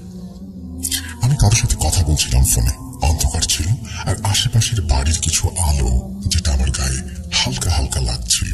আমি কথা বলতে বলতে এক সময় পেছন ফিরতেই দেখি একটা দেয়ালে ঘোড়ার মতো কিছু একটা দৌড়ে চলে যাচ্ছে। আমি এটা 10 সেকেন্ডের মতো দেখেছি। আমি তখন স্বাভাবিকভাবে নিয়ে ফোনে কথা বলায় মনোযোগ দিই। তার কিছুক্ষণ পর দেখি আবার সেই ছায়াটা ওইভাবে দৌড়ে চলে যাচ্ছে। এবার আমি অনেক ভয় পেয়ে যাই। আমি তখন তাড়াতাড়ি বাসায় গিয়ে খেয়ে দিয়ে ঘুমিয়ে পড়ি। সেই রাতে আমার সাথে আর কিছু হয়নি। কিছুদিন পরে যথারীতি রাতে ঘুমিয়ে যাওয়ার পর আনুমানিক 2টা বাজবে, সেই সময়ে আমার ঘুম ভেঙে যায় এবং আমি দেখি আমি দরজার সামনে দাঁড়িয়ে আছি। আমি ভাবছি আমি স্বপ্ন দেখছি, কিন্তু আমার ভ্রম ভেঙে যায় যখন দরজার শব্দ কানে আসে। আমি অনেক ঘেমে গিয়েছিলাম। তখন ভাবছিলাম আমি এইখানে কিভাবে এলাম? আমি তো ঘুমিয়েছিলাম। পরে আমি একটু জল খেয়ে আবার ঘুমানোর চেষ্টা করি, কিন্তু আমার ঘুম আসছে না। আমার শরীর অনেক কাঁপছে। আমি ঘেমে গেছি। আমার মনে হচ্ছে আমার বুকে কেউ ভারী একটা কিছু দিয়ে রেখেছে। আমি আমার ঈশ্বরের নাম নিতে থাকি মনে মনে। আর কখন যে ঘুমিয়ে পড়ি জানি না। আমি স্বপ্নে দেখি আমাকে কেউ ডাকছে, আমার নাম ধরে ডাকছে। আমি বাইরে তার সাথে হেঁটে যাচ্ছি পেছন পেছন, আর সে আমাকে বলছে, আর চল, অনেক পথ বাকি, তোকে নিয়ে আমরা অনেক দূরে চলে যাব। আমি স্বপ্নের মধ্যে তাকে জিজ্ঞেস করি, আমি কোথায় যাচ্ছি? আমাকে কেন নিয়ে যাচ্ছ? আমি বাসায় যাব। আমাকে বাসায় রেখে আসো। তখনই আমি স্পষ্ট গলায় শুনলাম আমাকে কেউ বাইরে থেকে ডাকছে, নিলয়, নিলয়, বাইরে এসো, তোমাকে নিয়ে যাব। আমি তখন চিৎকার করে উঠি আর পাশের রুম থেকে আমার মা চলে আসে। আমি দরজা খুলে দিতে আমাকে বলে, কি হয়েছে? আমি বলি, অনেক বাজে একটা স্বপ্ন দেখেছি তো। এরপর আমাকে বাইরের মগে রাখা জল আর এক চিলতে লবণ খাওয়ায় মা। গ্রামের প্রচলিত প্রথা, কেউ ভয় পেলে তাকে বাইরের একটু জল আর লবণ খাওয়ালে নাকি ভয়টা কেটে যায়। তো সেই দিন মা আমার সাথেই থাকে, আর কোনো সমস্যা হয় না। তার পরের দিন একটা চাচির কাছে মা আমাকে নিয়ে যায় ঝাড়ফুঁক করানোর জন্য। সেই চাচিকে আমি সবকিছু বলি এবং আমাকে তিনি বলেন রাতে ঠিক 12টার পরে আয়না না দেখতে, মানে আয়নার সামনে যেন আমি না যাই এবং আয়নার দিকে না তাকাই। এটা কেন বলেছেন আমি জানি না। আমি রাতে গেম খেলতাম এবং ঘুমানোর আগে প্রতিদিন বাথরুম থেকে এসে আয়নার সামনে দাঁড়িয়ে নিজেকে দেখে তারপর ঘুমাতাম। কিন্তু এটা উনি কিভাবে জানলেন? আমি রাতে আয়না দেখা বন্ধ করে দিলাম। বহুদিন আমার সাথে আর কিছু হয়নি, তবে অনেকদিন পর রাতে হঠাৎ করে অ্যাম্বুলেন্সের সাউন্ডে আমার ঘুম ভেঙে যায়। শুধু আমার না, আমার মা বাবারও ঘুম ভেঙে যায়। আমি বাইরে গিয়ে দেখতে চাই কার কি হলো, কোথা থেকে আসছে শব্দটা। সেই মুহূর্তে আমি দেখি আমার সামনে দিয়ে আমার মা হেঁটে চলে যাচ্ছে সেই বাঁশ ঝাড়ের দিকে। আমি ভাবছি মা হয়তো কার কি হয়েছে তাই দেখতে যাচ্ছে। আমি তার পেছন পেছন আমাদের বাগানের রাস্তা ধরে হাঁটতে থাকি। কিছু দূর যাওয়ার পর দেখি মা আমার থেকে অনেক দূরে চলে গেছে। আমি হাঁটার গতি বাড়িয়ে দিই। ঠিক তখনই পেছন থেকে আমার বাবা আমার নাম ধরে ডাক দেয় এবং বলে, আমি ওইখানে কি করছি? আমি বাবাকে বললাম, মা এদিকে গেল, আমি তার সাথে যাচ্ছি। তখন বাবা বলেন, তোর মা বাথরুমে গেছে। আমি তোর দরজার সাউন্ড শুনে দেখতে এসে দেখি তুই ঘরে নেই। তখন বাগানে গিয়ে দেখি তুই আস্তে আস্তে হেঁটে যাচ্ছিস। কি হয়েছে? কোথায় যাচ্ছিস এভাবে এত রাতে? তখন আমি আমার বাবাকে বলি, রাত কয়টা বাজে? বাবা জানায়, রাত 3:30। তখন আমার গায়ে একটা ঝাঁকুনি দিয়ে ওঠে আর আমার সারা শরীরে কাঁপতে থাকে। আমি একটা দৌড় দিয়ে আমার রুমে চলে যাই এবং প্রচন্ড ভয় পাই। আর আমি মাকে বলি, তোমরা কি কেউ অ্যাম্বুলেন্সের সাউন্ড পাওনি? মা জানায়, হ্যাঁ পেয়েছি। ওইটা ওই দিকের বাসার একজন অসুস্থ ছিল, সে মারা গেছে। তাকে নিয়ে আসলো মাত্র ঢাকা থেকে অ্যাম্বুলেন্সে। তখনই সেই বাসা থেকে অনেক কান্নার আওয়াজ কানে আসে। আর সেই রাতে মা আমার সাথে ঘুমায়। আবারও শেষ চাচির কাছে আমাকে নিয়ে যাওয়া হয় আর তিনি জানান, এমন হয়, ওটা ভয়ের কিছু না, একটা নাকি নিশির ডাক। এটা অনেকের সাথে এরকম হয়। বাইরে বের হওয়ার সময় গায়ে চিমটি দিয়ে বের হতে হয়, সেই কারণেই ব্যথা লাগে তাহলে বুঝতে হবে সব ঠিক আছে, আর যদি না লাগে তাহলে বুঝতে হবে তুমি আর তোমার মধ্যে নেই। তো তিনি পানি পরে দিয়ে দিলেন, আর কিছু নিয়ম কানুন শিখিয়ে দিলেন। আর কোনো সমস্যা হয়নি। তার অনেক দিন পরে আমাদের এলাকায় একজন মারা যায়। তো আমরা আমাদের ধর্মের রীতি অনুযায়ী তাকে শ্মশানে নিয়ে যাই। বলে রাখি, সেদিন অনেক বেশি রাত হয়ে গিয়েছিল। আমরা শ্মশানে পৌঁছাতে পৌঁছাতে রাত প্রায় 12টা। তাকে যথারীতি পোড়ানোর সব কার্যক্রম শুরু করে দেওয়া হয় এবং খুব অল্প সময়ের মধ্যেই তাকে চিতায় উঠানো হয় পোড়ানোর জন্য। আমি আমার বন্ধুদের সাথে ওই দিকে গিয়ে বসে গল্প করছিলাম। অনেক রাত হয়ে যাওয়ায় এক বন্ধু আমাকে বলল, ঘড়িতে কয়টা বাজে দেখতে? আমি তাকে জানালাম 2:30। আমরা সবাই বলা বলি করছিলাম, আজকে অনেক রাত হয়ে গেল, কালকে সারাদিন ঘুমাতে হবে। এইসব নিয়ে আমাদের মধ্যে বেশ কিছুক্ষণ কথা হয়। তার একটু পরেই আমি ফেসবুকে স্ক্রলিং করছিলাম। হঠাৎ করেই আমি আমার ফোনের সময়ের দিকে তাকাতেই দেখি রাত 4টা বাজে। এটা দেখে আমি তো অবাক। একটু আগে দেখলাম 3টাও বাজেনি। এত তাড়াতাড়ি 4টা বাজলো কিভাবে? আমি আমার এক বন্ধুকে বললাম, দেখতো তোর ফোনে কয়টা বাজে? সে দেখে বলল, ফোনে 2:47 বাজে। আমি তখন তাকে আমার ফোনের দিকে তাকাতে বললাম এবং বললাম, আমার ফোনে দেখ 4টা বাজে। পুরো 4টা 2 মিনিট হয়ে যাওয়ার পরেও দেখি সেই 4টাই বেজে আছে। এইবার আমি ভাবলাম হয়তো আমার ফোনের সমস্যা। আমি আমার সেটিং এ গিয়ে চেক করতে লাগলাম সব ঠিক আছে কিনা। ওইখানে সব ঠিকই ছিল, কোনো সমস্যা নেই। আর আমার ফোনটা একটু ভালো হওয়ায় এমন সমস্যা হওয়ার কথাও না। আমার তখন কেমন যেন সবকিছু অস্বাভাবিক লাগছিল। মনে হচ্ছে আমার ঘাড়ে কেউ চাপ দিচ্ছে, কেউ মনে হচ্ছে আমার বুকে চাপ দিচ্ছে। আমি ঘামতে শুরু করি, আমার মাথা ঘুরতে শুরু করে, আমার ফোনটা হাত থেকে পড়ে যায়। আমি কেমন যেন করছি এই ভেবে 3-4 মিনিট হয়ে যাওয়ার পরে কিভাবে যেন আমি স্বাভাবিক হয়ে যাই আর ফোনটা তাড়াতাড়ি করে অফ করে ফেলি। ফোনটা অফ করে আবার যখন অন করলাম দেখি 4টাই বেজে আছে। আমি আবারও ফোনটা অফ করি। এভাবে 2-3 বার অফ অন করার পরে ঘড়ির সময়টা ঠিক হয়ে যায়। আমি আমার বন্ধুদের বললাম, আমি বাসায় যাব, তোরা কেউ আমার সাথে যাবি? এইখানে একটা কথা বলে রাখি, আমাদের বাসা থেকে শ্মশান প্রায় 2-2.5 কিলোমিটার হবে। বন্ধুদের মধ্যে একজন বলল, পাগল হয়েছিস? এখন মধ্যরাত, রাস্তায় হেঁটে 2-3 জন যাওয়াটা ঠিক হবে না। শ্মশানের কাজ শেষ হোক, সবাই একসাথে যাব। তখনই এক বন্ধু বলে উঠল, শ্মশানের কাজ প্রায় শেষের দিকে, সবাই প্রস্তুত থাক, বাড়ি যাব। তার কিছুক্ষণ পরেই সবাই সব কাজ শেষ করে বাড়ির উদ্দেশ্যে রওনা দেয়। আমিও তাদের সাথে হাঁটতে থাকি। আমি আমার কাকাদের সাথে আর 4-5 জন একসাথে একটু আগে হাঁটতে থাকি। আমার বন্ধুরা আমাদের থেকে অনেক পেছনে পড়ে যায়। কিছু দূর যাওয়ার পর আমি দেখতে পাই কেউ একজন কাঁধে স্কুল ব্যাগ নিয়ে হেঁটে যাচ্ছে। আমি এটা মনের ভুল ভেবে চোখ মুছে আবার তাকাই, কিন্তু এবার স্পষ্ট দেখতে পাই কেউ একজন আমাদের থেকে একটু সামনে হেঁটে যাচ্ছে। এটা আমি আগে দেখতে পাওয়ায় আমার সাথে যারা ছিল তাদেরকে বলি, কাকা দেখেন, কি যেন হেঁটে যাচ্ছে, আমাদের সামনে দিয়ে যাচ্ছে, দেখেন। এইবার তারা সবাই লক্ষ্য করে, হ্যাঁ সত্যিই তো কেউ একজন হেঁটে যাচ্ছে। আমরা তো সবার প্রথমে, তাহলে আগে কে হেঁটে যাবে? সবাই ভাবলো হয়তো চোর চুরি করে পালাচ্ছে। আমরা সবাই বললাম তাকে ধরবো, তাই আমরা সবাই হাঁটার গতি বাড়িয়ে দিলাম, কিন্তু আমরা তাকে ধরতে পারছি না। রাস্তার পাশে ল্যাম্প পোস্ট থাকায় দেখলাম সে ল্যাম্প পোস্টের পাশ দিয়ে আস্তে আস্তে যাচ্ছে, যেমন একটা বৃদ্ধ মানুষ লাঠি ভর করে হাঁটে। কিন্তু আমরা যখন তাকে ধরতে যাচ্ছি সে আমাদের থেকে অনেক দূরে সরে যাচ্ছে। এতটা জোরে হেঁটে যাওয়া মানুষের পক্ষে সম্ভব না, দৌড়ে গেলেও অত জোরে যাওয়া সম্ভব না। আমরা সবাই অনেক ভয় পেয়ে যাই এবং আমরা আমাদের ঈশ্বরের নাম জপতে থাকি। সবাই কেমন যেন অন্যরকম করছে, কথা বলতে গেলেই কেমন জানি বেঁধে যাচ্ছে মুখে। আমরা সবাই এবার হাঁটার গতি অনেক বাড়িয়ে দেই, আস্তে আস্তে দৌড় দেওয়ার মতো করে হাঁটতে থাকি। তারপর কিছু দূর যাওয়ার পরে দেখি 3 রাস্তার মোড়, আর ওই মোড়ের ডান সাইডের রাস্তা দিয়ে সেই মানুষরূপী ছায়াটা নেমে যায় এবং অন্ধকারের সাথে মিলিয়ে যায়।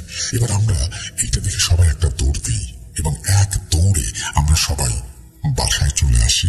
এবং আমি বাসায় এসে আমার মা বাবাকে সবকিছু খুলে বলি। মা বলে, শোনো, এত রাতে শ্মশানে যাওয়া লাগবে না। এরপর থেকে কেউ মারা গেলে যদি রাতে পোড়ানো হয় তাহলে যাওয়ার দরকার নেই। সৌভাগ্যবশত আমার কিছুই হয়নি, আমি একদম স্বাভাবিক ছিলাম, কিন্তু মনের মধ্যে সেই ভয়টা আজও রয়ে গেছে। তিনি এখানে তার আপনাকে বলবো ফোনের ব্যাপারটা নিয়ে আমি শিওর না, হয়তো আপনি একটু ওই সময় আপনি আবার বলেছিলেন যে আপনি একটু অস্বস্তি বোধ করছিলেন, কিছুক্ষণ পর আবার ঠিক হয়ে গিয়েছিল। ওইটা হয়তো ওই ফোনের প্রবলেমের কারণেই হয়েছিল। আপনি হয়তো কিছুক্ষণের জন্য একটু নার্ভাস হয়ে গিয়েছিলেন, হয়তো একটা প্যানিক অ্যাটাকের মতো কিছু একটা হয়ে থাকতে পারে আপনার সাথে। আর ফোনের এই সমস্ত প্রবলেম তো হয়, মানে আমি ঠিক জানি না, হয়তো কিছু একটা হয়েছিল, ইন্টারনেট হয়তো আনস্টেবল ছিল, সে কারণে হতে পারে কিনা আমি ঠিক জানি না, বাট কোনো একটা কারণে হয়তো কোনো একটা টেকনিক্যাল প্রবলেম হয়েছিল এবং সেটা ওই পরিবেশ, ওই শ্মশান সবকিছু মিলিয়ে আপনি হয়তো ভয় পেয়ে গিয়েছিলেন। বাকি সবকিছু যা আপনার সাথে ঘটেছে সেটা নিয়ে ভাববার যথেষ্ট কারণ রয়েছে। আমরা চলে যাচ্ছি আমাদের পরবর্তী ঘটনায়।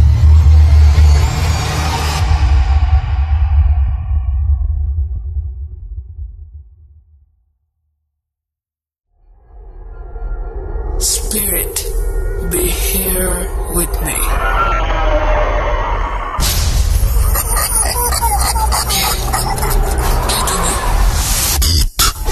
Deep.com.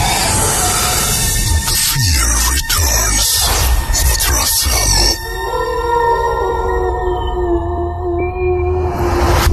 Welcome back. আশা করছি আপনারা সবাই ভালো আছেন এবং ভালোর তলে আছেন। আমিও ভালো আছি এবং ভালোর তলে আছি, এবং আশা করছি আজকের শোটি আপনারা সবাই উপভোগ করছেন।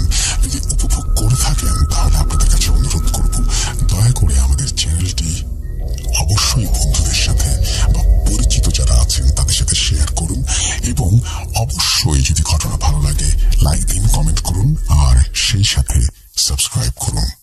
আমরা চলে যাব আমাদের অডিও ক্লিপে।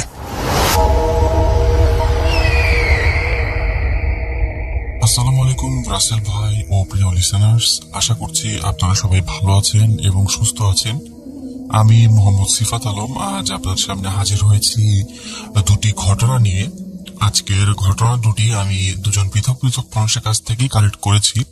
তো প্রথম যে ঘটনাটি আমি শেয়ার করব সেই ঘটনাটি আসলে একজন উবার ড্রাইভারের ঘটনা। তো এই যিনি আমার সাথে ঘটনাটি শেয়ার করেছেন উনি আসলে একজন উবার ড্রাইভার, আপনারা বুঝতেই পারছেন। তো উনার ঘটনাটি উনি আমাকে যেভাবে বলেছেন আমি সেভাবেই শেয়ার করছি। তার আগে আমি উনার পরিচয়টা দিয়ে নিই। উনার পরিচয়, উনার নাম সামিন। উনি একজন উবার ড্রাইভার। উনি মোটামুটি বলতে গেলে করোনার কিছুদিন আগে থেকে উনি উবার চালান। আর করোনার সময় যেহেতু অনেকের চাকরি চলে গিয়েছিল তাই উনি আসলে উবার চালানোর পেশাটাই বেছে নিয়েছিলেন, যদিও উনার উবার চালানোর পেছনের কারণটা আসলে ভিন্ন। তো আমি সরাসরি ঘটনায় চলে যাচ্ছি উনি আমার সাথে যেভাবে শেয়ার করেছেন। শুরুতেই উনি সবাইকে সালাম দিয়ে নিয়েছেন এবং আমি এখন উনার ভাষাতেই ঘটনাটি শেয়ার করছি। আসসালামু আলাইকুম, আমার নাম সামিন, আমি একজন উবার ড্রাইভার। আমার ঘটনা শুরুর আগে আমি আমার পরিবারের কিছু বর্ণনা আপনাদের সামনে দিতে চাচ্ছি।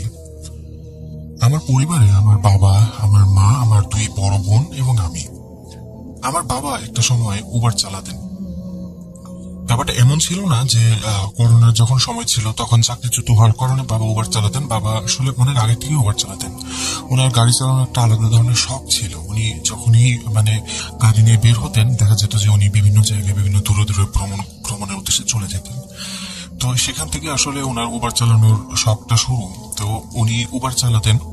আমিও বেশ কয়েকবার বাবাকে বলেছিলাম যে বাবা আমিও তোমার মাঝে মাঝে একটু চালাতাম গাড়িটা, উবার চালাতাম, তাহলে হয়তো বা আমাদের ফ্যামিলি ইনকামটা একটু আগের থেকে একটু ভালো হতো। কারণ বাবা নর্মালি দিনের বেলা উবার চালাতেন, আর আমি চাইছিলাম যে আমি রাতের বেলা 12টার পর থেকে চালাই। তাহলে হয় কি, ওই এয়ারপোর্ট থেকে যে সমস্ত মানুষজন বিভিন্ন দেশ থেকে আসেন তারা রাতের বেলা উবারে জার্নিটা করেন। তো তখন মোটামুটি বেশ ভালো অঙ্কের একটা ইনকাম করা যায়, কারণ তারা বিভিন্ন সময় বিভিন্ন দূর দূরান্তে ভ্রমণ করেন জন্য সেখানে উবার চালানোটা বেশ সুবিধাজনক। আর রাতের বেলা ফ্লাইট থাকে, তো সেজন্য মোটামুটি ভালো যাত্রীও পাওয়া যায়। কিন্তু বাবা আমার কথা কখনোই শোনেননি। উনি বারবার বলেছেন যে তোমার লেখাপড়া আছে, তুমি লেখাপড়া করো, তোমার এখন এসব করার সময় না, লেখাপড়া করে ভালো একটা চাকরি বাকরি করবা, এসব তোমার করার প্রয়োজন নেই। আমি বাবা আমার তোমাদেরকে খাবার দাবার, তারপরে তোমাদের থাকার বাসস্থান, কাপড় চোপড় এসব প্রোভাইড করতে হয়, তো সেই ক্ষেত্রে এটা আমি করতে পারি, সেটা তোমরা করতে পারো না। তো বাবা একেবারে নাছোড়বান্দা, উনি সবসময় আমাকে বারণই করতেন। তো প্রত্যেকবারের মধ্যে এবারও বারণই করে দেন। আমার ব্যাপারে একটু বলি, আমি একজন স্টুডেন্ট ছিলাম তখন। আমি তখন বিএসসি সেকেন্ড ইয়ারে পড়তাম। আমার বিএসসি তে থাকার কারণে মোটামুটি কলেজের ভার্সিটিতে রেগুলার ক্লাস করতে হতো। তো ক্লাস করতে হতো জন্য আমি তো দিনের বেলা সময় পেতাম না, যেহেতু দিনের বেলা সময় পেতাম না সেই জন্যই আমি বাবাকে বলেছিলাম যে আমি রাতের বেলা উবারটা চালাই। তো বাবা তো রাজি হননি। তো এইভাবেই আমাদের দিনগুলো ঠিকঠাক কেটে যাচ্ছিল, দিন কাটছে, আর আমাদের পরিবারের অবস্থাও আগের মতোই আছে। তো একটা সময় হয় কি, আমার বাবা একদিন রাতের বেলা উবার চালাতে বের হন এবং বাসায় আসেন। উনি আগের দিন কিছুটা অসুস্থ ছিলেন, যদিও আমরা তখন বুঝিনি, কারণ আমাদের কাছে এত পরিমাণ টাকা পয়সা ছিল না যে সামান্য পরিমাণ অসুস্থতার জন্য মানুষ যে ডাক্তারটা দেখায় সেটার জন্য আমাদের ওরকম সুযোগ সুবিধা ছিল না।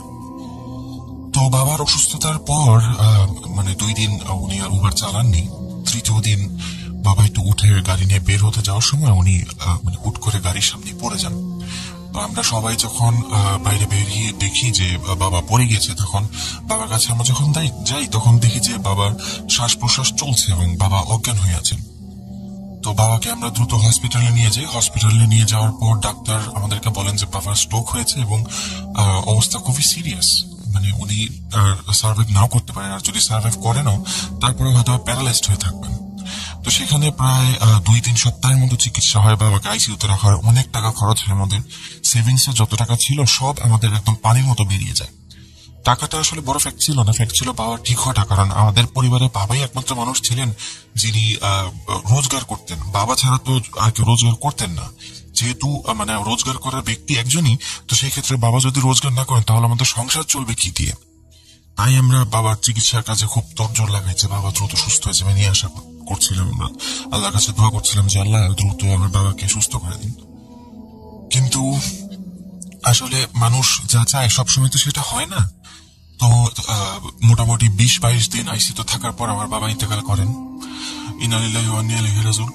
তো বাবা মারা যাওয়ার পর সব দায়িত্ব আমার কাঁধে চলে আসে, কারণ বাড়ির একমাত্র ছেলে আমি। আমার ফ্যামিলিতে আরো 3 বোন আছে, তো তাদেরকে দিয়ে তো কাজ করানো সম্ভব না। এটা তো আমি ভাই হিসেবে এবং বাসার একজন কর্মক্ষম পুরুষ হিসেবে এটা আমি কোনোদিনও চাইবো না। আমার মনে হয় এটা শুধু আমি না, এটা কেউই চাইবে না। তো বাবার ইন্তেকালের পর উবার চালানোর দায়িত্বটা আমি নিয়ে নিই। আমি চিন্তা করি যে আমার যেহেতু কলেজ থাকে সকালবেলা, তো আমি কলেজে সকালবেলা গিয়ে বাসায় এসে ঘুম দিব এবং রাতের 12টা বা 11:30 পর থেকে আমি উবার নিয়ে বের হবো এবং ভোর 5টা পর্যন্ত আমি উবারটা চালাবো। চালানোর পর বাসায় এসে তারপর ফ্রেশ ট্রেশ হয়ে নামাজ পড়ে ঘুম দিব, ঘুম থেকে উঠে আবার ভার্সিটিতে যাবো। এই ছিল আমার আর কি চিন্তা ভাবনা। তো সেই অনুযায়ী আমি কাজ করতাম রেগুলার। 12টা 12:30 বা 11:30 মধ্যে আমি বেরিয়ে যেতাম, বেরিয়ে আবার 5টার দিকে ফিরে আসতাম। মোটামুটি বেশ ভালো ইনকাম হচ্ছিল, এমন না যে ইনকাম খারাপ হচ্ছিল, কারণ আমি মেইনলি টার্গেট করেছিলাম আমাদের এখানে যে এয়ারপোর্টটা আছে সেই এয়ারপোর্টের আশেপাশের এরিয়াটা। তো আমি কোথায় থাকি সেই জিনিসটা আমি আসলে আপনাদেরকে বলতে ভুলে গিয়েছিলাম। তো আমি আপনাদেরকে বলে দিচ্ছি, আমি ঢাকার কোন একটা অঞ্চলে থাকতাম। তো ঢাকা এয়ারপোর্টের কথা বলছি আমি। সময়টা হবে করোনার কিছুদিন পরে, করোনা তখন আর নেই, সেই সময় আমার বাবা ইন্তেকাল হন। তো আমি উবার চালানো শুরু করি, এভাবে আমার দিনকাল চলতে থাকে। তো নর্মালি রাতের বেলা যে রাইড গুলো আমি পেতাম সেগুলো আমি আগেই বলেছি আমি এয়ারপোর্ট এরিয়াতে রাইড নিতাম।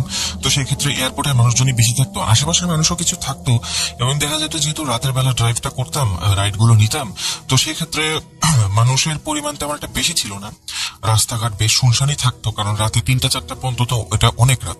সে সময় তো সাধারণত রাতে মানুষজন খুব একটা বের হন না, আর বের হলেও তারা সাধারণত এরকম উবার টুবার খুব একটা ইউজ করেন না, কারণ সবারই তো একটা সেফটির একটা ভয় থাকে।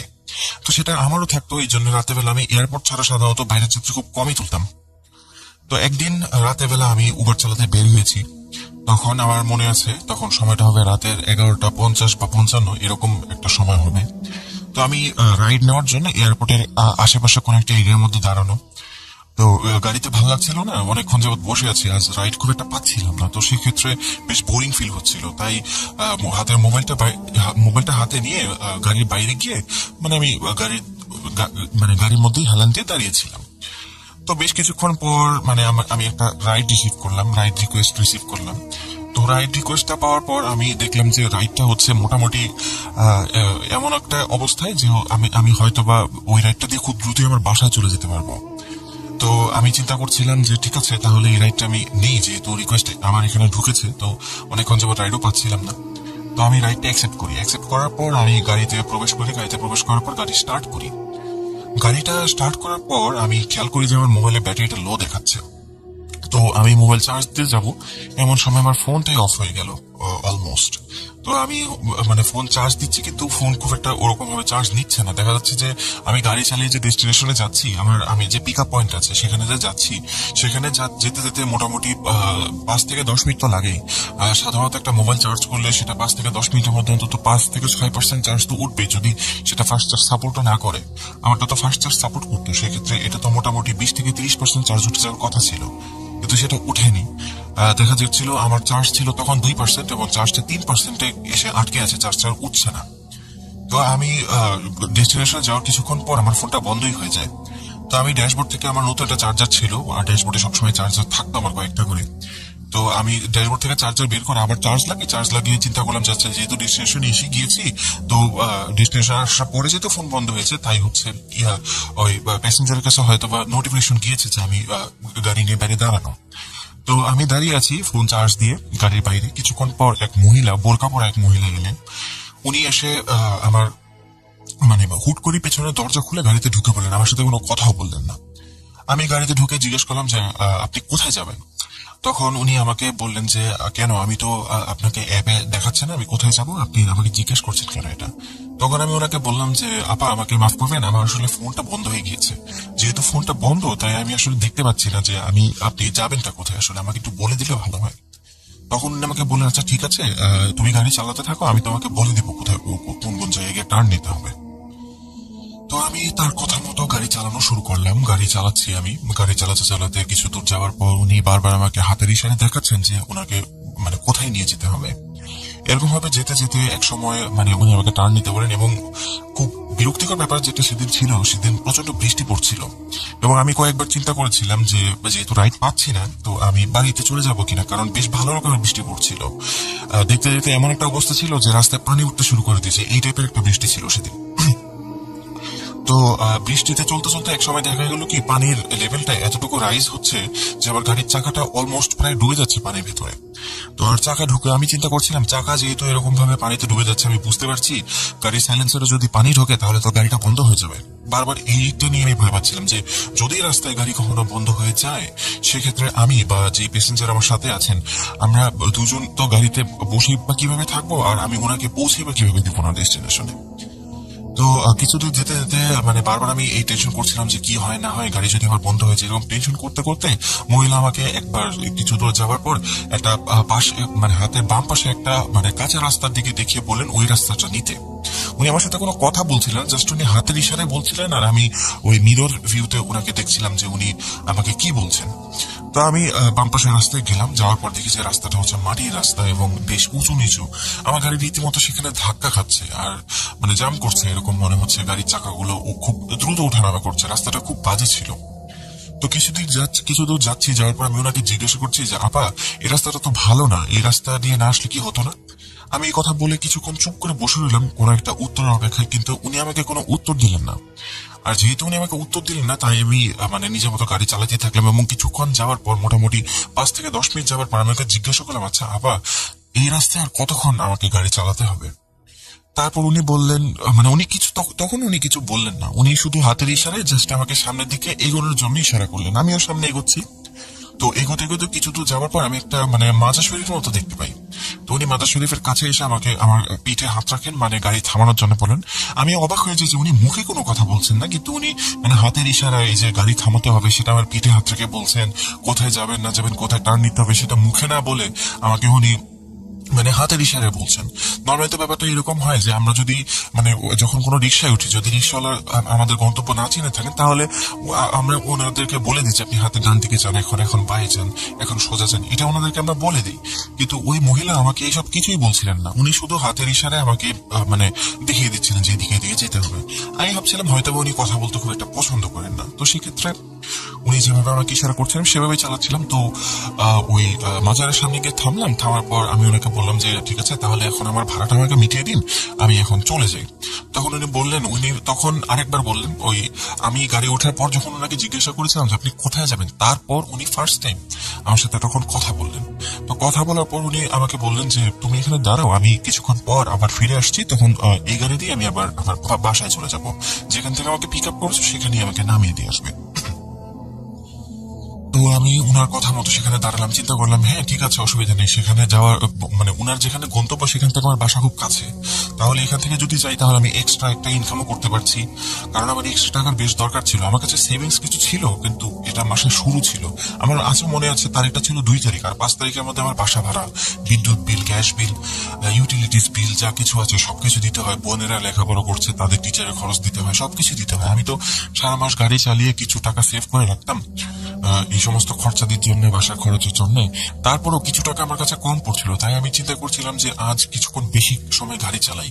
তো গাড়ি চালানোর পর তাহলে হয়তো বা কিছু বেশি টাকা যদি ইনকাম হয় তাহলে হাতেও কিছু টাকা থাকলো, এই চিন্তা করে মেনলি আসলে আমি বেরিয়েছিলাম। কিন্তু আসলে আমার যতটুকু মনে হয় আমার কপালটাই খারাপ ছিল, না হলে তো এরকম বৃষ্টি হতো না, আর যাত্রী বৃষ্টির জন্য এত কম পেতাম না। তো আমি এইসব ভেবেই মানে ওখানে অপেক্ষা করার জন্য রাজি হয়ে যে চিন্তা করে যে ঠিক আছে, যেহেতু এক্সট্রা কিছু ইনকাম হচ্ছে তাহলে করি না। তো আমি সেখানে দাঁড়ালাম, দাঁড়ানো কিছুক্ষণ পর দেখি যে মোটামুটি 10 মিনিট পার হয়ে গেছে, উনি আসছেন না। তো উনি যেহেতু আসছেন না, তো আমি আরে কিছুক্ষণ অপেক্ষা করি। মোটামুটি 20 মিনিট যখন হয়ে যায় তখন আমি চিন্তা করি না উনি তো অনেক বেশি লেট করছেন। তো আমি ফোনটা হাতে নিয়ে অন করে ওনাকে একটা ফোন দেওয়ার কথা চিন্তা করি, কিন্তু ফোন যেই হাতে নিলাম কিছুটা দূর থেকে মনে হয় আবার আসতে দেখলাম। তো তখন আমি আর ফোনটা অন করলাম। আমি চিন্তা করলাম ঠিক আছে, চার্জিং যেহেতু দেখছি মোটামুটি 30% চার্জ হয়েছে, যদিও এটা খুবই একটা আনএক্সপেক্টেড ব্যাপার যে আমার ফোন এত স্লো চার্জ হচ্ছে, এটা সচরাচর কখনো হয় না। তো আমি চিন্তা করলাম আচ্ছা ঠিক আছে, ফুল চার্জ হোক, বৃষ্টি বাদলের দিনে তো কারেন্ট চলে যায়, যদি বাসায় গিয়ে কারেন্ট না থাকে তাহলে তো পরের দিন বিপদে পড়ে যাবো। এই জন্য গাড়িটাই ফোনটা চার্জ দিয়ে রেখেছিলাম আর অন করিনি। তো উনি গাড়িতে এসে উঠলেন, উঠার পর আমরা রওনা দিলাম। রওনা দিয়ে কাঁচা রাস্তা পেরিয়ে আবার যখন মেইন রোডে উঠলাম তখন দেখলাম যে এখন মেইন রোডে আরো বেশি পরিমাণ পানি। মানে কিছুক্ষণ গাড়ি চালালে হয়তো আমার গাড়ির সাইলেন্সারে পানি ঢুকে যাবে এবং আমার গাড়িটা বন্ধও হয়ে যেতে পারে। তো আমি গাড়ি চালাচ্ছি, এমন সময় হুট করে যেটার ভয় পাচ্ছিলাম সেটাই হলো। আমার গাড়িটা কিছু দূর যাওয়ার পর গাড়িটা বন্ধ হয়ে গেল, একদম হুট করেই বন্ধ হয়ে গেল। তো যেহেতু রাস্তার মাঝখানে গাড়িটা বন্ধ হয়েছিল তাই আমি গাড়ি থেকে নেমে গাড়ির স্টিয়ারিংটা একটু মানে মুভমেন্ট করে গাড়িটাকে একটু ঠেলে ঠুলে কোনো রকমে খুব কষ্টে গাড়িটাকে আমি একটু রাস্তার সাইডে নিলাম। আসলে সেদিন এত পরিমাণ পানি ছিল যে আমার কাছে মনে হচ্ছিল যে আমার গাড়ির ওজন হয়তো বা 1.5 গুণ বেড়ে গিয়েছে। নর্মালি গাড়ি এর আগেও নষ্ট হয়েছে, আমি ধাক্কা যখন দিয়েছি তখন আমার কাছে এতটা কষ্ট লাগেনি, কিন্তু আজ আমি যে রাস্তাটা আবার সেটা পিচ লাগাচ্ছিলাম, তার মধ্যে আবার বৃষ্টি পড়ছে, ভিজে যাচ্ছি, এর মধ্যে গাড়িতে একজন মহিলা বসে আছে, তো গাড়ির ওজনটা আমার কাছে স্বাভাবিকের থেকে অনেক বেশি মনে হচ্ছিল। তো গাড়িটা ধাক্কা দিয়ে আমি একটা সাইডে নিয়ে যাওয়ার পর খেয়াল করি যে যখন আমি গাড়ি ধাক্কা দিচ্ছিলাম বারবার একটা অদ্ভুত ঘটনা ঘটছিল। আমার গাড়ির পেছনে যে স্টোরেজটা আছে সেটার যে ডোরটা সেটা বারবার খালি ওপেন হয়ে যাচ্ছিল। আমি বারবার খালি সামনে এসে মানে ওই আমার গাড়ির ভেতরে বোতাম টিপে মানে বা বাটন টিপে আমি ওটা বন্ধ করছিলাম। তো যতবারই বন্ধ করি আমি মোটামুটি আমার যতটুকু মনে পড়ে 3 থেকে 4 বার আমি গাড়িটা পেছন থেকে ধাক্কা দিই, কারণ যেহেতু মাঝখানে ছিল গাড়িটা। তো ধাক্কা দিতে প্রথমবার ধাক্কা দিলাম, ধাক্কা দেওয়ার সময় হুট করে ওই ডোরটা ওপেন হয়ে গেল, তারপর আবার বন্ধ করলাম, এরকম 4-5 বার এরকম হলো। হওয়ার পর আমি কোন রকমে গাড়িটাকে সাইড করে নিলাম। পরে চিন্তা করলাম থাকে এটা হয়তো কোনো টেকনিক্যাল ইস্যুর জন্য এরকম হচ্ছে, পানি ঢোকার কারণে হয়তো সিস্টেম জ্যাম হয়ে গিয়েছে। তো এরপর যখন সবকিছু ঠিকঠাক করে রাস্তার পাশে নিয়ে দাঁড়ানোর পর চিন্তা করলাম এখন কি করব, আর তো কোনো মানুষ নাই, রাস্তাঘাটে কাউকে দেখছি না, তো এই মহিলাকে নিয়ে এখন সারা গাড়ির ভিতরে কিভাবে থাকবো। তো তারপর ওনাকে জিজ্ঞেস বললাম যে আপা যদি কিছু মনে না করেন আপনি কিন্তু চাইলে আপনার যদি কোনো আত্মীয় স্বজন থাকে তাদেরকে ফোন দিয়ে আপনি চলে যেতে পারেন, অসুবিধা নেই, আমাকে আপনার ভাড়াও দিতে হবে না এটার জন্য, আমি যে আপনাকে নিয়ে এসেছি সেটা ভাড়া দিলেই হবে, শুধু এইটুকু রাস্তার জন্য ভাড়া দিতে হবে না, আপনি ইচ্ছা করলে চলে যেতে পারেন, সমস্যা নেই, কারণ এত রাতে যেহেতু আমার গাড়িটা বন্ধ হয়ে আছে আমি তো আপনাকে কোনোভাবে আপনার বাসায় পৌঁছে দিতে পারবো না। তো মহিলা বেশ কিছুক্ষণ চুপ থাকলেন, মোটামুটি 3-4 মিনিট উনি মানে নীরবতাই পালন করলেন। তো এরপর উনি হুট করে আমাকে বললেন যে শোনো একটা কথা বলি তোমাকে। আমি জিজ্ঞেস করলাম যে জি বলুন। উনি বললেন আমাকে আমার বাসা থেকে পিক আপ করেছে কে? তখন আমি উত্তর দিলাম যে হ্যাঁ আমি করেছি। তখন বলল ঠিক আছে, তাহলে যেহেতু আমাকে তুমি পিক আপ করেছো তাহলে তুমি আমাকে বাসায় পৌঁছে দেবে। এই কথাটা শুনে আমি বেশ বিপদে পড়ে গেলাম যে আমি এটা কিভাবে করবো, কারণ আমি তাকে বললাম যে এখন তো অনেক রাত আর গাড়ি ঠিক হতে হতে মোটামুটি সকাল হয়ে যাবে, আর সকাল এতক্ষণ পর্যন্ত আপনি গাড়িতে আমার সাথে কিভাবে ওয়েট করবেন। উনি বললেন যে আমার কোনো সমস্যা নেই। এই কথা বলে উনি চুপচাপ বসে রইলেন। আমি বুঝতে পারলাম যে উনি ওনার মানে সিদ্ধান্তে অনড়, উনি কিছুতেই মানে গাড়ি থেকে নামবেন না। এমনও হতে পারে যে উনি হয়তো ভয় পাচ্ছিলেন যে রাতের বেলা এরকম বৃষ্টি বাদলের দিনে এরকম মানে পানির রাস্তায় উনি যাবেন কিভাবে, কোথায় যাবেন, তো এই জন্য হয়তো উনি ভয়ও পাচ্ছিলেন। তো আমি চিন্তা করলাম যে ঠিক আছে উনি থাক, অসুবিধা নেই। তো আমার আবার মানে এতক্ষণ যেমন বাইরে ছিলাম আর বৃষ্টি ছিল, তো আমার হুট করে প্রকৃতিটাকে সাড়া দেওয়ার জন্য আমার একটু গাড়ির বাইরে বের হই, বাইরে বেরিয়ে দেখি যে রাস্তার পাশে একটা ঝোপঝাড় আছে, সেখানে গিয়ে আমি একটু হালকা হয়ে নিই। তো হালকা হয়ে যখন আমি পেছনের দিকে মুড়ি, আমি মানে অবাক হয়ে যাই যে আমার গাড়ি মানে স্টার্ট হয়ে বসে আছে।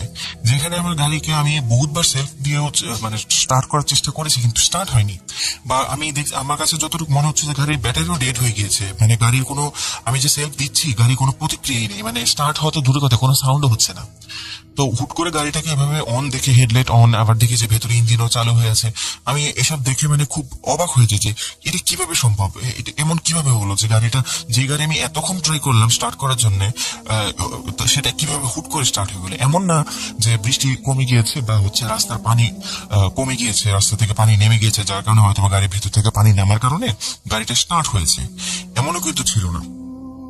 তো গাড়িটা স্টার্ট হয় নিজে থেকেই। আমি তো খুব খুশি, আল্লাহর কাছে শুকরিয়া জানাতে থাকি যে আল্লাহ তুমি এত বড় একটা বিপদ থেকে আমাদেরকে রক্ষা করলে। তো গাড়িতে উঠে আমি আবার খুব ধীরে ধীরে এবার গাড়িটা চালানো শুরু করি। আমি চাচ্ছিলাম না যে রাস্তার পানিগুলো খুব বেশি নড়াচড়া করুক, যাতে করে গাড়ির ভিতর বিভিন্ন জায়গায় ঢুকে যেতে পারে। এদিকে খেয়াল করছিলাম যে গাড়ির মানে আমার যে ডোর আছে, সেই ডোর দিয়েও হালকা হালকা পানি ঢুকছে, এত পরিমাণ পানি ছিল।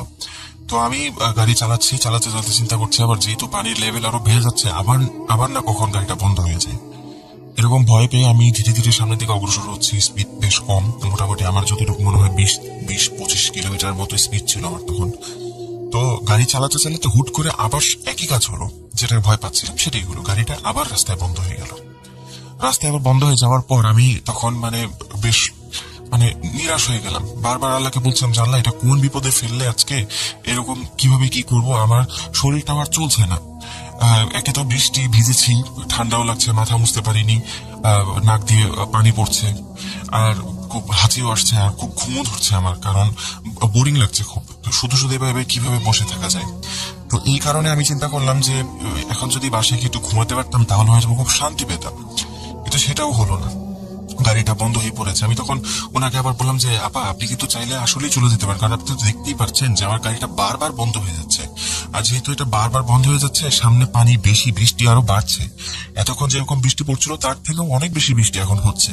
আর যেহেতু বৃষ্টি বাড়ছে, সেক্ষেত্রে তো এমনও হতে পারে যে বৃষ্টি আরো বাড়বে বা এরকম অবস্থায় থাকবে।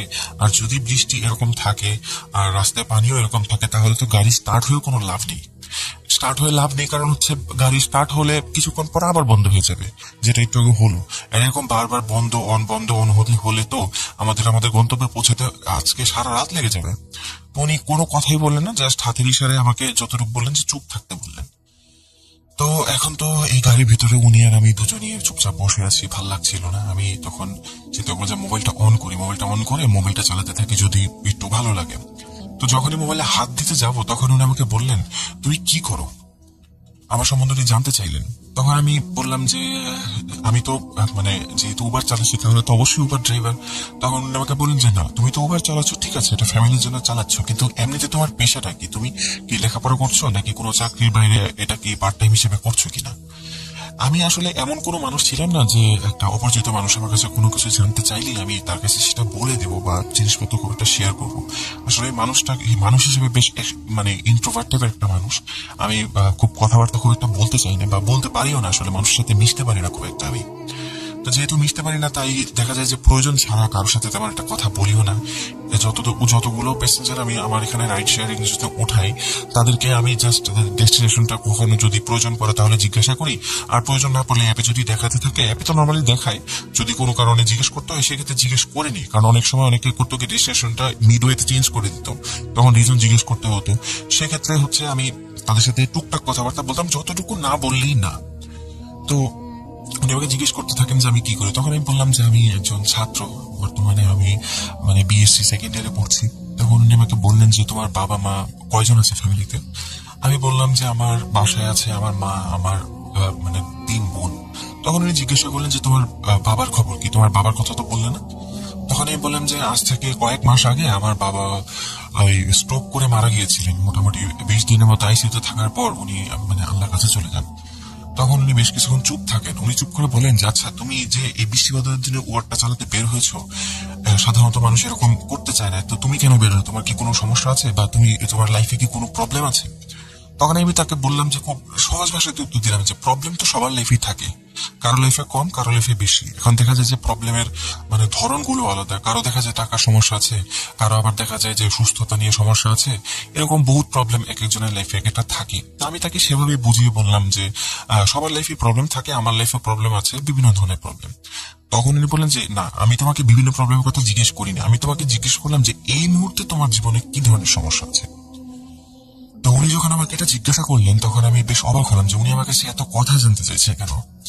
তো কিছুটা অবাক হওয়ার পরে আমি চিন্তা করলাম, আচ্ছা ঠিক আছে, যেহেতু উনি আমার কাছে জানতে চাইছেন তাহলে উত্তর দিয়ে দিই। এমনিতেই এখানে বসে বসে বোরিংই লাগছে, ওনার সাথে 2-1টা কথা হলে হয়তো সময়টা কেটে যাবে, দেখতে দেখতে সকাল হয়ে গেলে তো ভালোই, ঠিক করানোর জন্য কেউ না কেউ তো পাবোই।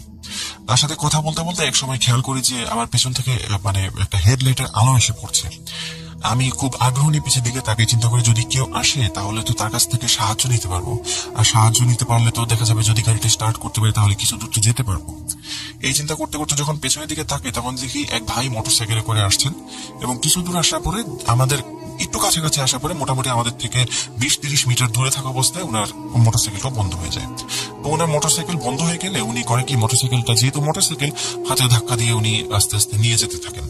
তো আমি তখন চিন্তা করতে থাকি কি কপাল, আমি গাড়ি নিয়ে বেরোলাম, এটাকে তো ধাক্কা দিয়েও নিয়ে যেতে পারবো না, ওই ভাইটাই তো আমার থেকে ভালো আছে। তো এইসব চিন্তা করছিলাম কথা বলার মাঝখানে, তখন উনি হুট করে আমাকে বললেন যে তুমি কি চিন্তা করছো আমি কিন্তু বুঝতে পারছি, অন্যের মানে ভালো অবস্থা বা অন্যকে ভালো থাকতে দেখে নিজে কখনো মন খারাপ করতে হয় না, এটা ঠিক না। কারণ আল্লাহ এক একজনকে এক এক রকম রাখেন, এক একজনের ভাগ্য এক এক ভাবে লিখা, এক একজনের লাইফ এক এক রকম, তো সবাই যে এক ধরনের সুবিধা পাবে সেরকম কিন্তু না। তারপর উনি আমাকে বললেন, তুমি তো আমাকে বললে না যে তোমার জীবনে এখন কি সমস্যা। তখন আমি বললাম যে আমার জীবনে এখন সব থেকে বেশি যেটা সমস্যা সেটা হচ্ছে আমার টাকার সমস্যা। কারণ আমার বাসায় 3 বোন, আমার থেকে বয়সে বড়, তাদের বিয়ে দিতে হবে, 1 নাম্বার সমস্যা।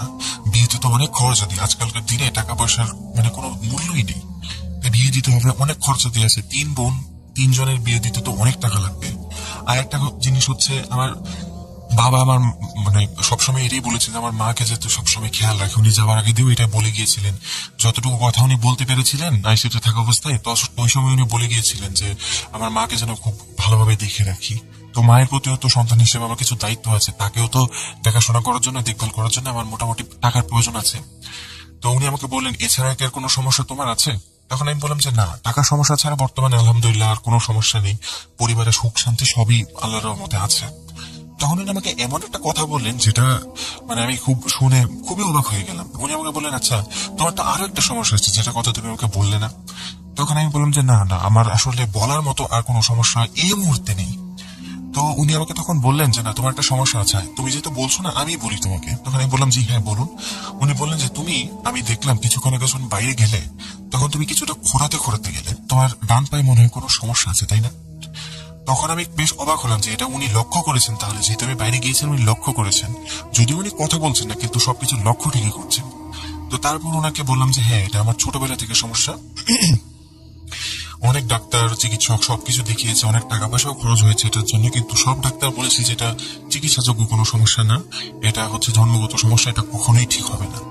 তো এটা সমস্যা খুব বেশি না ছিল না, আসলে আমার হাঁটতে প্রবলেম হতো কিন্তু আস্তে আস্তে আমার অভ্যাস হয়ে গিয়েছিল।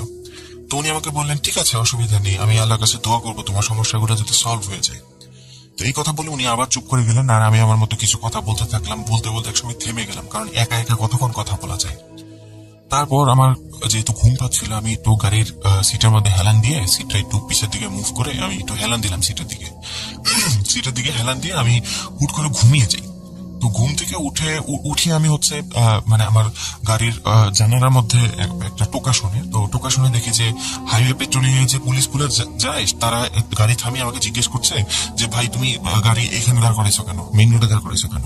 তো আমি ওনাদেরকে বলি যে রাতে বেলা তো বৃষ্টি হচ্ছিল, তার আমার গাড়িটা বন্ধ হয়ে গিয়েছিল তাই এখানে দাঁড়িয়ে রয়েছে। তখন বলছে ঠিক আছে এখন তো এখান থেকে গাড়ি নিয়ে সরো। তো আমি পিছের দিকে তাকাবো, যখন চিন্তা করলাম যে আচ্ছা আমার যখন মাথায় হুশ ফিল যে মহিলাটা কোথায়, তখন পিছের দিকে তাকিয়ে দেখি কেউ নেই। আমি এটাকে স্বাভাবিকভাবে নিলাম, চিন্তা করলাম হয়তো সকাল হয়ে যাবে, উনি হয়তো অন্য কোনো গাড়িতে চলে গিয়েছে। তো আমি আমার মতো বাসায় চলে আসলাম। মনটা কিছুটা খারাপ ছিল যে উনি আমাকে তো যাওয়ার আগে ভাড়াও দিয়ে গেলেন না, আমার তো সারা রাতে জার্নিটাই লস হয়ে গেল, আর টাকা পয়সা যে দরকার ছিল কিছু সেটাও তো এলো না, এখন তো আবার ধার দেনা করতে হবে। তো এইরকম মন খারাপ করে বাসায় আসলাম, এসে হচ্ছে গাড়ির মানে ব্যাক স্টোরেজ থেকে জিনিসপত্র বের করতে যাবে, এমন সময় খেয়াল করলাম আমার গাড়ির ব্যাক ডোরে মানে ব্যাক স্টোরেজের মধ্যে 2টা সোনার বার, মানে স্বর্ণের বার, বড় বড় স্বর্ণের বার। আমি এটা দেখে খুব অবাক হলাম, মানে চিন্তা করছিলাম যে এটা কিভাবে এলো এখানে। আমি স্বর্ণের বার 2টা হাতে নিয়ে দৌড়ে আম্মুর কাছে যাই, আম্মুকে গিয়ে বলি যে আম্মু দেখো গাড়ির ভিতরে 2টো স্বর্ণের বার নিয়েছি।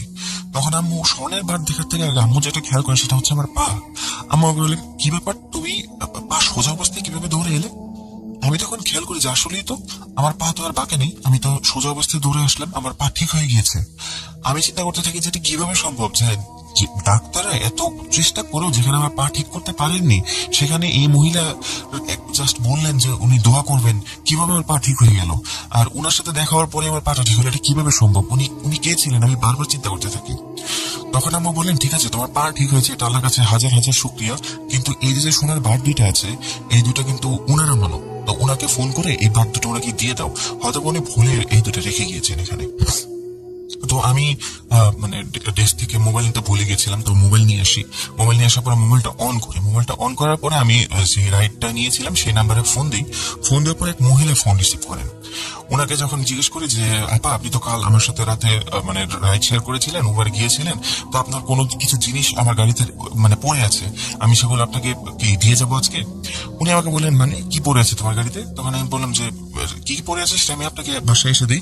পরে তখন উনি আমাকে বলছেন যে তুমি কি ধরনের উল্টাপাল্টা কথা বলছো, গতকালকে তো তোমাকে রাইডের জন্য আমি কল করেছিলাম, তারপর হচ্ছে ওই রাইড শেয়ারিং অ্যাপের মধ্যে যখন আমি রিকোয়েস্ট দিলাম তুমি রিকোয়েস্ট অ্যাকসেপ্ট করার পর যখন আমি বাইরে এলাম তখন দেখলাম যে তুমি গাড়ি স্টার্ট করে সামনের দিকে চলে গেলে, পিছন দিকে তো ফিরেও তাকালে না, তোমার জন্য আমার ফ্লাইট মিস হয়েছে, আমার অনেক সমস্যা হয়েছে, এগুলো বলে উনি মানে মোটামুটি রাগারাগি করে আমার সাথে ফোন কেটে দিলেন। তো ফোন কেটে দেওয়ার পর আমি চিন্তা করতে থাকি ওই মহিলা যদি আমার সাথে রাইড শেয়ারিং না করেন তাহলে মানে আমার সাথে এটা কে ছিল? এই ভাবনাটা আমি সারা দিন ভেবেছি কিন্তু কোনো আনসার পাইনি। তারপরও আম্মু আমাকে যেটা বললেন যে সেটা হচ্ছে মানে আল্লাহ হয়তো বা কাউকে উসিলা করে আমাদেরকে সাহায্য করেছেন, এই জন্য আল্লাহর কাছে অনেক অনেক শুকরিয়া। সেই সোনার বার 2টো বিক্রি করে আমি একটা ব্যবসা শুরু করেছিলাম, আলহামদুলিল্লাহ বর্তমানে আমার ব্যবসা খুব ভালো চলছে। আমার 3 বোনের বিয়ে দিয়ে দিয়েছি, এরপর হচ্ছে নিজের বাড়িও কিনেছি, আল্লাহর রহমতে এখন অনেক ভালো আছি। এখনো মাঝে মাঝে মানে যখন ওই মহিলার কথা মনে হয়, আমি জানি না উনি মানুষ ছিলেন না আল্লাহর সৃষ্টি অন্য কোনো জীব ছিলেন, হয়তো বা জিন ছিলেন, তো আমি মন থেকে এখন পর্যন্ত উনার জন্য সবসময় দোয়া করি, আল্লাহর কাছে সবসময় বলি যে উনি যেখানেই থাকুক ভালো থাকুক, উনি আমাদের অনেক বড় উপকার করেছেন, আল্লাহ তোমার উসিলা হয়ে সবসময় দোয়া করি ওনার জন্য যে উনি যেখানেই থাক ভালো থাক। তো এই ছিল আমার ঘটনা, আমার জীবনের সাথে ঘটে যাওয়া একটি ঘটনা। তো ভালো থাকবেন সবাই, আসসালামু আলাইকুম।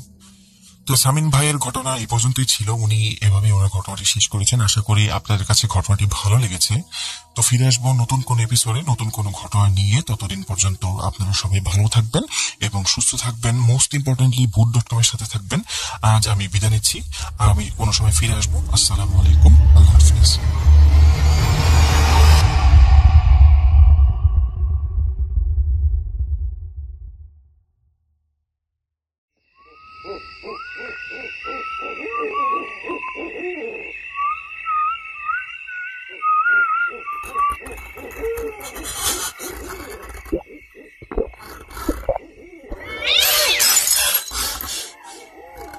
আজ আবার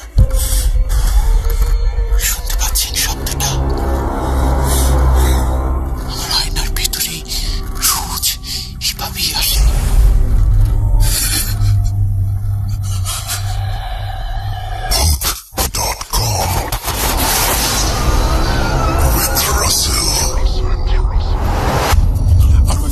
সবাইকে স্বাগত জানাচ্ছি আমি রাসেল। আশা করছি আপনারা সবাই ভালো আছেন এবং ভালোর তলে আছেন।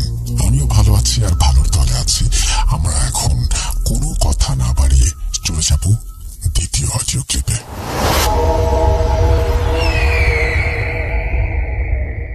আসসালামু আলাইকুম রাসেল ভাই, আশা করি আপনি অনেক ভালো ও সুস্থ আছেন ইনশাআল্লাহ। আমার নাম মোহাম্মদ মশিউর রহমান, আমার জেলা গাইবান্ধা। আজ যে ঘটনাটি শেয়ার করব সেটি ঘটেছিল গাইবান্ধা জেলার বেতকাবা ইউনিয়নের যে কোনো একটি গ্রামে। ঘটনাটি ঘটেছিল আমার এক মামার সাথে।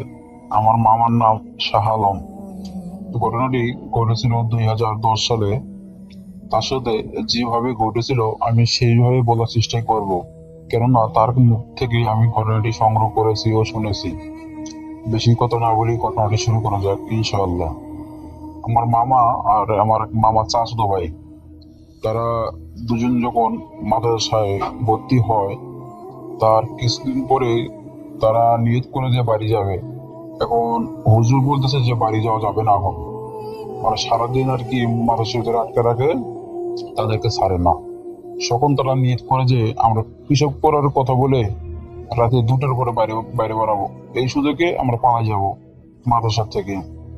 যেরকম কথা সেরকম কাজ, ঠিক রাত 2টার পরে তারা মাদ্রাসা থেকে বের হয়ে যায়।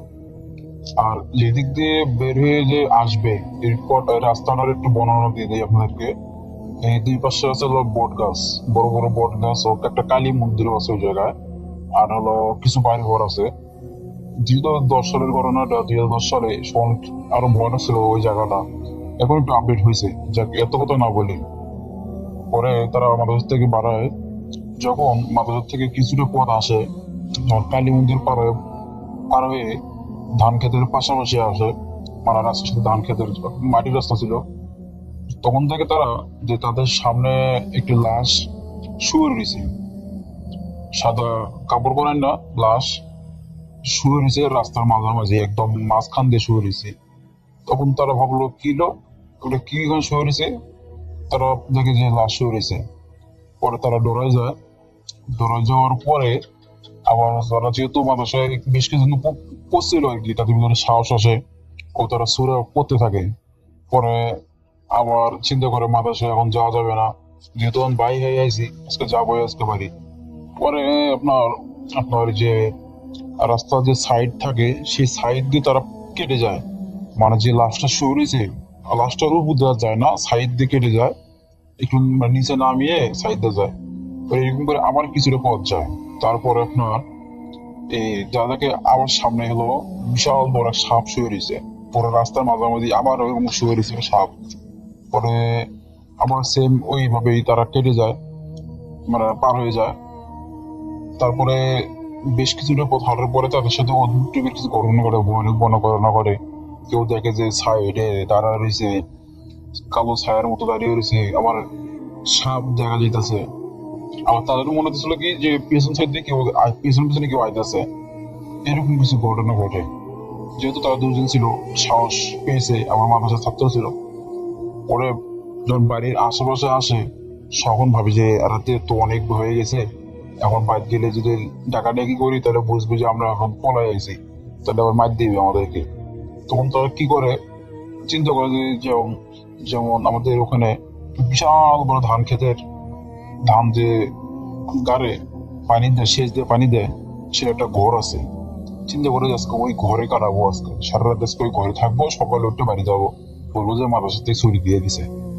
তখন তারা ওই ঘরে যায়, মানে একদম ধান ক্ষেতের মাঝখানে, একদম অনেক ভিতরে আর কি, ধান ক্ষেতের মাঝখানে। ওরা সেখানে যায়, যাওয়ার পরে যখন ওই জায়গায় আপনার ওই যেহেতু ধান ক্ষেতের যে সেলো যে মেশিন থাকে ও ঘরে কেউ থাকে না, যখন একটু ধান বড় হয়ে যায় তখন কেউ থাকে না, ঘরটা পড়ে থাকে।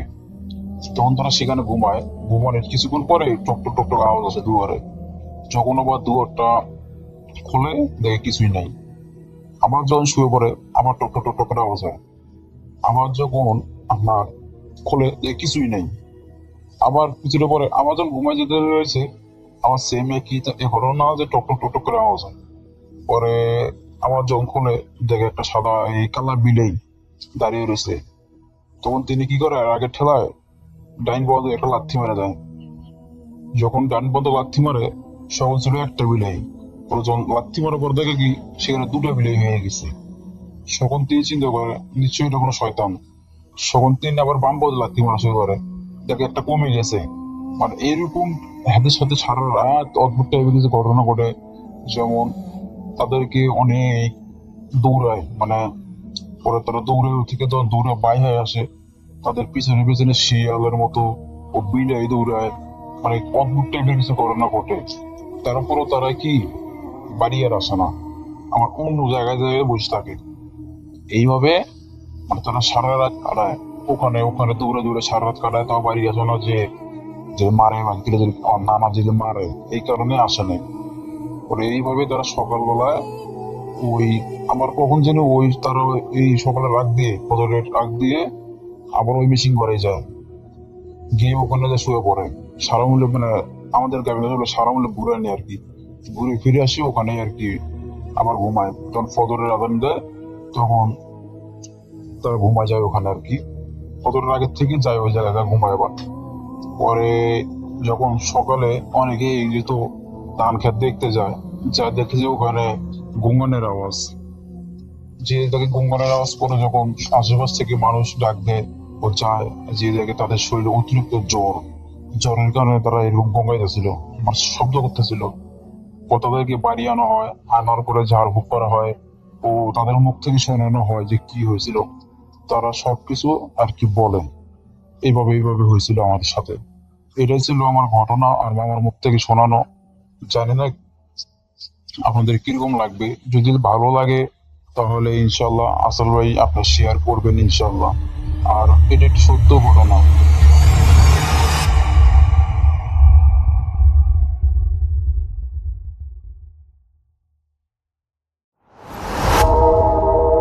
রাতের আধারে ভয়ের রাজ্য ফুড়ে ফিরেছি সেই পুরনো সুরে। বিশ্বাস করা বা না করা আপনার ব্যাপার, but the old music comes alive. Not.com. The fear returns with Russell. Welcome back, শুনছেন ভূত.com। আমি রাসেল আছি সাথে। আর কথা না বাড়িয়ে আমরা এখন তৃতীয় অডিও ক্লিপে যাব। যারা এখনো পর্যন্ত আমাদের চ্যানেলটি সাবস্ক্রাইব করেননি তারা অবশ্যই সাবস্ক্রাইব করুন এবং সেই সাথে বেল আইকনটি ক্লিক করতে ভুলবেন না। চলুন ঘটনায় যাওয়া যাক।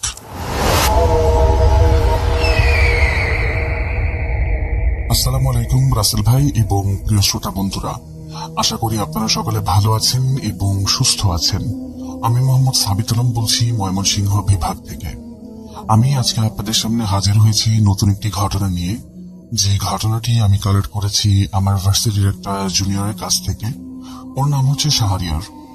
তো শাহরিয়ার আমাকে ঘটনাটি যেভাবে বলেছে আমি সেইভাবে নিজের ভাষায় আপনাদের সামনে উপস্থাপন করছি। তো চলুন ঘটনায় যাওয়া যাক।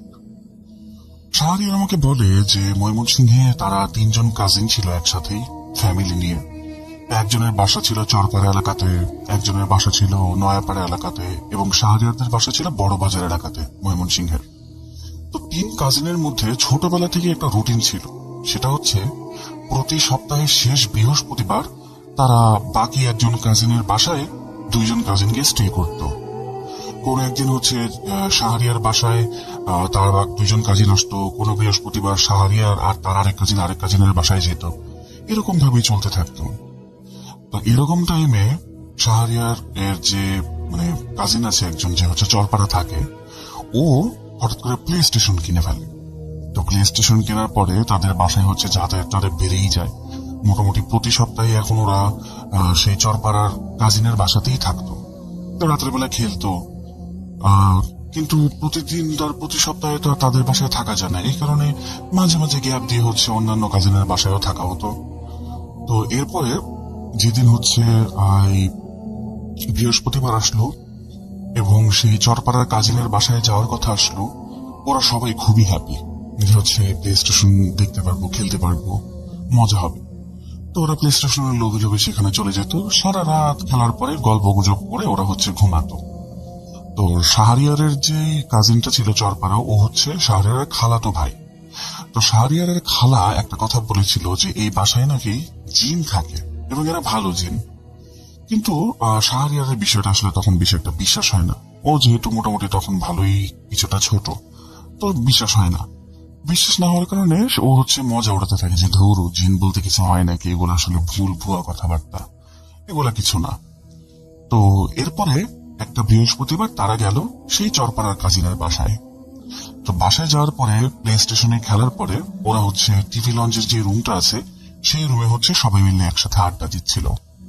তো আড্ডা দিতে দিতে বিভিন্ন কথায় হঠাৎ এক সময় জিন ভূতের কথা উঠে আসে। বাকি 2 জন কাজিন তাদের লাইফের রিয়েল টাইম যে স্টোরিগুলি ওরা শুনেছে বা হচ্ছে যদি কোনো এক্সপিরিয়েন্স থাকে সেগুলো শেয়ার করার চেষ্টা করছিল একজন একজনের সাথে।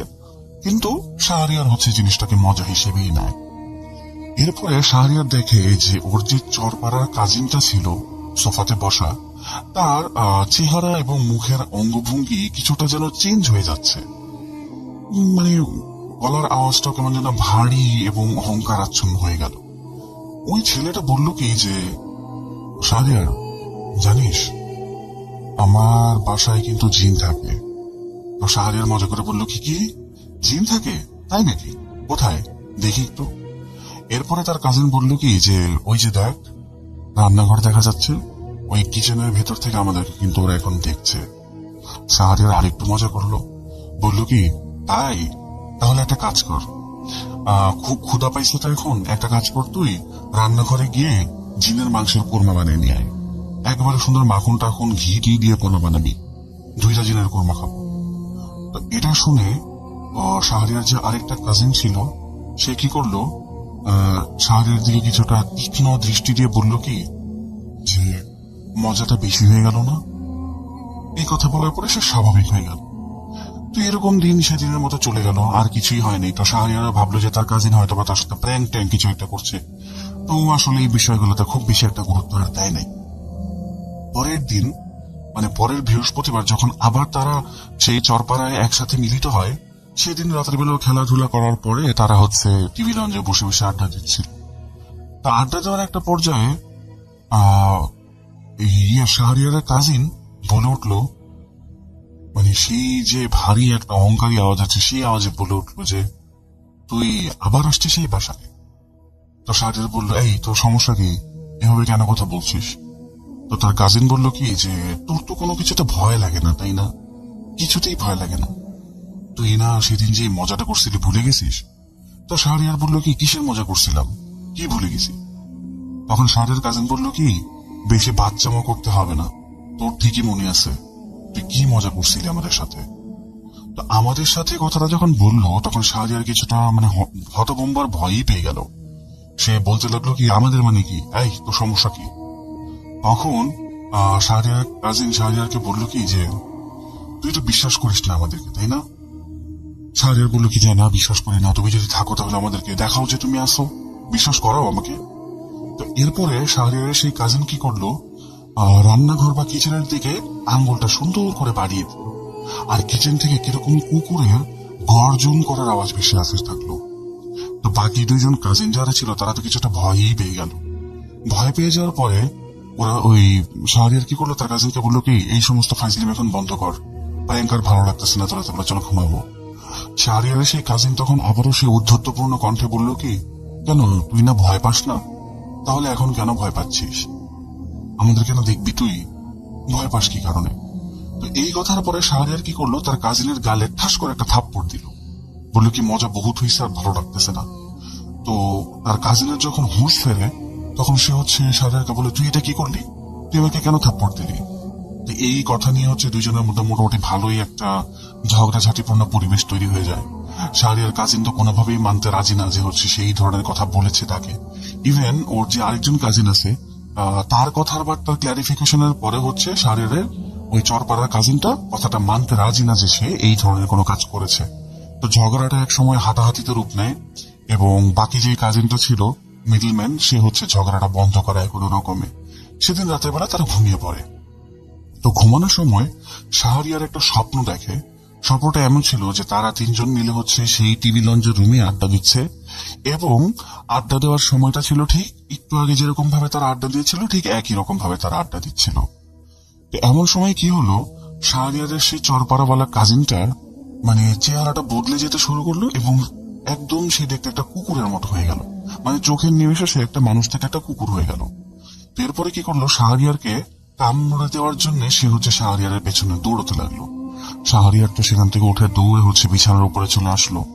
তো ওখানে একটা টুল ছিল, অনেক উঁচা লম্বা একটা টুল ছিল ড্রেসিং টেবিলের পাশে। ওই টুলে গিয়ে শাহরিয়ার দাঁড়িয়ে গেল, কিন্তু কুকুরটা তার পায়ে কামড় দিতে সক্ষম হয়। তো এরপরে তার যখন সকালবেলা ঘুম ভাঙে এই স্বপ্ন দেখার পরে, সে তার পায়ে ব্যথা অনুভব করে। ডান পায়ে কুকুর কামড় দিয়েছিল স্বপ্নে এবং সে ডান পায়ে ব্যথা অনুভব করে। এরপরে সে তার ডান পায়ের কাপড়টা যখন উপরের দিকে উঠায় তখন সে দেখে তার পায়ে রক্ত এবং আসলেই কোনো জন্তু জানোয়ারের কামড় হচ্ছে তার পায়ে স্পষ্ট দেখা যাচ্ছে। সে তো মোটামুটি ভালোই ভয় পেয়ে যায়, কিন্তু এই ঘটনাগুলি সে হচ্ছে তার সেই চরপাড়ার কাজিন আর হচ্ছে নয়পাড়ার কাজিনকে সে বলে না বলে কি করে, সে বাসায় ফোন করে বলে কি ওর আম্মুকে বলে যে আম্মু ভাইয়াকে পাঠায় দাও, আমাকে যেন নিয়ে যায়। তো শাহরিয়ারের বড় ভাই এসে শাহরিয়ারকে নিয়ে যাওয়ার পরে রাস্তাতেই শাহরিয়ার তার ভাইকে বলে যে ভাই আমার পায়ে তো মনে হয় কিছু একটা কামড় দিছে। তো শাহরিয়ার ভাই এই কামড়টা দেখে ওকে হাসপাতালে নিয়ে যায় এবং হাসপাতালে ডাক্তার হচ্ছে চিকিৎসা করে, তাকে এই টিটি ইঞ্জেকশন দেওয়া হয় আর বাদ বাকি ওষুধ দেওয়া হয়। এবং ডাক্তার যখন তদন্ত করে দেখে কামড়টা কার, ডাক্তার বলে দেয় ক্লিয়ারলি যে এই কামড়টা আসলে একটা কুকুরের কামড়। তো শাহরিয়ারের বড় ভাই শাহরিয়ারকে জোর করতে থাকে, যেটা কিভাবে হইলো আমাকে বলো, তুমি তো আমাকে রিক্সার কিছু বললে না, তুমি তো ডাক্তারের কাছে গিয়েও কিছু বললে না। তখন সে কি করলো, সত্যি কাহিনীটা বললো না। কেন বললো না সে? কারণ ও ভাবতো কি যদি আমি সত্যি ঘটনাটা বলি তাহলে সেই কাজিনের বাসায় যাওয়াটা আমার বন্ধ হয়ে যাবে, তো আর আমি প্লে স্টেশনে খেলতেও পারবো না। তো এই লোভে সে একটা মিথ্যা কথা বলে যে আমি গলিতে ক্রিকেট খেলছিলাম, তো ক্রিকেট খেলার সময় একটা কুকুর আমাকে তাড়া করে এবং সেই আমার পায়ে কামড় দেয়। তারপরে তারা বাসায় চলে আসে। এর পরে হচ্ছে মোটামুটি ভালো টাইম কেটে যায়, তার ওই কাজিনের সাথে তার আর কখনোই বনিবনা হয় না ঠিক মতো। কিন্তু শাহরিয়ার ভাবে কি যে যদি সত্যি কথা বলতাম তাহলে তো বাসা থেকে আর এখানে আসতে দিত না, আর কাজিনের সাথে আমার যেরকম সম্পর্কই হোক কিছুদিন পরে এমনি ঠিক হয়ে যাবে। কিন্তু তারপরে মোটামুটি 5-6 মাসের মধ্যে তাদের কোনো বনিবনা হয় নাই। এরপরে একদিন তার যে নয়াপাড়ার কাজিন ছিল সে হচ্ছে শাহরিয়ারকে তার বাসায় কল দিয়ে ইনভাইট করে। তো বিকেলের দিকে শাহরিয়ার সেখানে যায়, তো গিয়ে দেখে যে সেই চরপাড়ার কাজিনটাও সেই একই জায়গায় উপস্থিত, ছাদে হাঁটাহাঁটি করছে। তো দুইজনকে দেখে কোনো কথা না বলে জাস্ট তারা একজনের সাথে কোলাকুলি করে এবং যত ধরনের হিংসা বিদ্বেষ যাই ছিল সব ভুলে তারা কোলাকুলি করে। এরপরে সেই চরপাড়ার কাজিনটা শাহরিয়ারকে দাওয়াত দেয় যে তোমরা আগামী বৃহস্পতিবার আমার বাসায় আবার আসো। ঠিক আছে, এবার শাহরিয়ার চিন্তা করলো কি যাক ভালো হয়েছে, আমাদের মধ্যে সব ঝগড়া বিপদগুলি মিটে গেছে। তো সেই যে কথা হলো সেই কাজই হলো। এরপরে বৃহস্পতিবারে তারা উপস্থিত হলো সেই চরপাড়ার কাজিনের বাসায়। রাত্রেবেলা খুব খেলাধুলা হলো এবং এতদিনের অনেক বড় একটা টাইমে তাদের ডিস্টেন্সের পরে অনেক লম্বা আড্ডা। তখন আড্ডা দিচ্ছে তারা, হঠাৎ করে শাহরিয়ারের মনে হলো কি যে ওদের কথার সাথে যে ওরা যে হাসাহাসিটা করছে সেই হাসাহাসির সাথে অন্য কেউ হাসাহাসি করছে। তাদের গলা শাহরিয়ার স্পষ্ট শুনতে পাচ্ছে। তখন শাহরিয়ার তার বাকি 2 কাজিনকে বলে যে তোমরা একটু থামো। ওরা থামার পরে শাহরিয়ার বলল কি যে তোমরা কি অন্য কারো গলার আওয়াজ শুনতে পাচ্ছ? বাকি 2 কাজিন না বললো, মাথা নাড়িয়ে বললো যে না, আমরা আসলে কারো আওয়াজ শুনতে পাচ্ছি না, তুমি কিসের কথা বলছো? তো শাহরিয়ার তখন আর কিছু চিন্তা করে না, চিন্তা করতে থাকে কি যে আমি তো স্পষ্ট শুনলাম, তো এই আওয়াজগুলো কোত্থেকে আসলো? এরপরে সে ভাবলো হয়তো বা আমার মনের ভুল হতে পারে, নট এ বিগ ডিল, ব্যাপার না। তো তারা আবার তখন আড্ডায় মনোযোগ দিল। এরপরে শাহরিয়ার ওয়াশরুমে গেল ওদেরকে রেখে। ওয়াশরুম থেকে ফিরে এসে দেখে কি যে দুজনে কিভাবে আবার আড্ডায় দিচ্ছে, মজা করছে, কথা বলছে। এমন টাইমে ডাইনিং রুম থেকে কাটলারির সেট পড়ে যাওয়ার একটা আওয়াজ হয়। তা আওয়াজ শুনে তারা সবাই সেই ডাইনিং রুমের দিকে যায়। ডাইনিং রুমটা ছিল টোটালি অন্ধকার একটা রুম। তো যাওয়ার পরে চিন্তা করে কি যে কাটলারির সেট কিভাবে পড়ে গেল। ওরা গিয়ে দেখে কি যে রুমের যে সেট একটুখানি আলো দেখা যাচ্ছে, ওখানে দেখা যাচ্ছে কি চামচ, ছুরি এগুলি আলাদা আলাদা সাইডে হয়ে একটা জায়গা থেকে দূরে পড়ে আছে, বিচ্ছিন্ন হয়ে। তো যখন ওই অন্ধকার রুমের ভেতরে তারা প্রবেশ করে দেখার জন্য, তখন শাহরিয়ারের সেই চরপাড়ার কাজিনটা তার পেছন থেকে বলে, তুই আবার আসছিস এই জায়গায়? আবার কেন আসছিস? তোর তো কোনো ভয় ডর নাই দেখা যায়, তাই না? তুই তো কোনো কিছুতেই ভয় পাস না, নাকি সেদিন তোর সাথে যেটা হয়েছিল সেটা তুই ভুলে গেছিস? আবার কি কারণে আসছিস তুই এখানে? তুই না আমাদেরকে নিয়ে মজা নিছিলি? এখান থেকে চলে যা। তো শাহরিয়ার কি করে, কোনো কিছু বলে না। তো রুম থেকে বেরিয়ে আসার পরে, আলোতে আসার পরে সে তার কাজিনকে বলে কি তোর সমস্যাটা কি আসলে বলতো? বাসায় তুই নিজেই ইনভাইট করবি, আবার ইনভাইট করার পরে এই সমস্ত প্র্যাঙ্ক করবি, বিরক্ত করবি। তুই যদি আরেকটু বিরক্ত করিস আমি কিন্তু তাহলে খালাকে ডাক দিয়ে সবকিছু জানাই দিব। তখন শাহরিয়ারের সেই কাজিন খুবই অহংকারী সুরে বলে কি, তোর যাকে মন চায় তুই তাকে জানা, আমরা কারো বাপ কেউ ডরাই না, জানা দেখি কি করতে পারিস তুই। তো শাহরিয়ার পরে বলে কি যে তুই তো খুব জিন হয়ে ঘুরে বেড়াস ঘরের ভিতরে, তাই না? তুই যদি সত্যি জিন হয়ে থাকিস তাহলে বল, প্রমাণ দে যে তুই জিন। শাহরিয়ার বলে কি আচ্ছা ঠিক আছে যা, আমি 1 থেকে 5 পর্যন্ত গুনবো, ঘরের লাইটটা বন্ধ করে দিবি, পারবি? তখন শাহরিয়ারের সেই চরপাড়ার কাজিন মুখে একটা মুচকি হাসি দিল, শয়তানি একটা হাসি। হাসিতে সে কি করলো, সোফাতে বসে পড়লো। শাহরিয়ারের বাকি যে কাজিনটা ছিল সেও সোফাতে বসে পড়লো। তখন শাহরিয়ার গুনা শুরু করলো, 1 2 3 4, কিন্তু 5 বলার আগে ওর নিজের মনেই যেন কিরকম একটা ভয় কাজ করছিল যে আমি কি 5 বলবো নাকি বলবো না। তো তারপর হচ্ছে সে ভয়ে ভয়ে 5টা বলেই দিল, এবং ওর 5 বলা শেষ হওয়ার পরে যখন হচ্ছে লাইট বন্ধ হলো না, তখন সে তার কাজিনের দিকে তাকিয়ে বলে কি, তুই না খুব বড় জিন, একটা লাইট বন্ধ করতে পারিস না, তুই কিসের জিন? এখন এই প্র্যাঙ্ক বন্ধ কর। এই কথা বলার সাথে সাথে শাহরিয়ার মাথার পেছন থেকে টিক করে একটা আওয়াজ আসলো, সুইচ বন্ধ করার, এবং রুমের লাইটগুলি বন্ধ হয়ে গেল। এখানে বলে রাখা ভালো যে শাহরিয়ারের সেই কাজিনের বাসায় ওরা যে টিভি লঞ্চে বসেছিল, সেই টিভি লঞ্চে যে সোফা সেট আছে, সেই সোফা সেটে শাহরিয়ার যেখানে বসেছিল তার পেছনে ছিল রুমের লাইটের যে সুইচ বোর্ড সেটা, এবং বাকি 2 জন কাজিন যেখানে বসেছিল সেখানে কোনো লাইটের সুইচ বোর্ড ছিল না। তো শাহরিয়ার কিছুটা ভয় পেয়ে যায় এটা কিভাবে হলো। তো ও চিন্তা করতেছে কি যে লাইট জ্বলে না কি কারণে, লাইট জ্বালাবো কিভাবে, কিন্তু ওর মাথায় তখন এটা নাই যে তার মাথার পেছনেই সুইচ বোর্ড। এরপরে সে কিছুটা সাহস করে সুইচ বোর্ডটা জ্বালালো। সুইচ বোর্ড জ্বালানোর পরে সে দেখলো কি তার সেই কাজিনটা স্বাভাবিক হয়ে গেছে ইতিমধ্যে। যখন বাকি 2 জন কাজিন মিলে তাকে বললো যে এই ধরনের কাজ কিভাবে হলো, সে কিছুই মনে করতে পারে না, অ্যাজ ইউজুয়াল তার কিচ্ছু মনে নেই। সে বলে কি এমন ভাবে আচরণ করছে কি যে কিছুই হয় নাই, তারা একসাথে বসে বসে আড্ডা দিচ্ছিল, দ্যাটস ইট, আর কিচ্ছু হয় নাই। তখন শাহরিয়ার কি করলো, বললো কি আচ্ছা ঠিক আছে চলো, অনেক আড্ডা হয়েছে, এবার চলো রাত্রেবেলা ঘুমাতে যাই আমরা। তো ওরা ঘুমাতে চলে গেল। পরদিন সকালবেলা যখন শাহরিয়ার ঘুম থেকে ওঠে, তখন তার শরীরটা কেমন যেন খুব ভারী মনে হচ্ছিল, তার কাছে খুবই ভারী। শরীর নিয়ে সে উঠতে পারছে না, আর শরীরটা খুব খারাপও লাগছিল, তার মনে হচ্ছিল সে সিক বা অসুস্থ। সে তার মাকে ফোন করে আবার বলল কি ভাইয়াকে পাঠিয়ে দাও, আমাকে যেন নিয়ে যায়। তো মোটামুটি 20-30 মিনিটের মধ্যে তার ভাই এসে তাকে নিয়ে চলে গেল, এবং তার বড় ভাই ছিল তার সাথে খুবই ফ্র্যাঙ্ক এবং খুবই ফ্রেন্ডলি। তো ফ্রেন্ডলি এবং ফ্র্যাঙ্ক হওয়ার কারণে সে এই বিষয়গুলি তখন তার বড় ভাইয়ের সাথে শেয়ার করে, আগের রাতের ঘটনা, প্রথম রাতের ঘটনা, এরপরে 5-6 মাস রাত অর্থাৎ গত রাতের ঘটনা সবকিছু শেয়ার করে।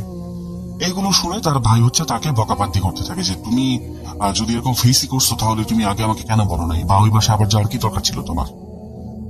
তখন শাহরিয়ার ভাই বলে কি যে যদি আগে বলতাম তাহলে তো আমাকে আর তোমার ওই বাসায় যেতে দিত না, তখন কি করতাম, এই কারণে তোমাদেরকে কিছু বলি নাই।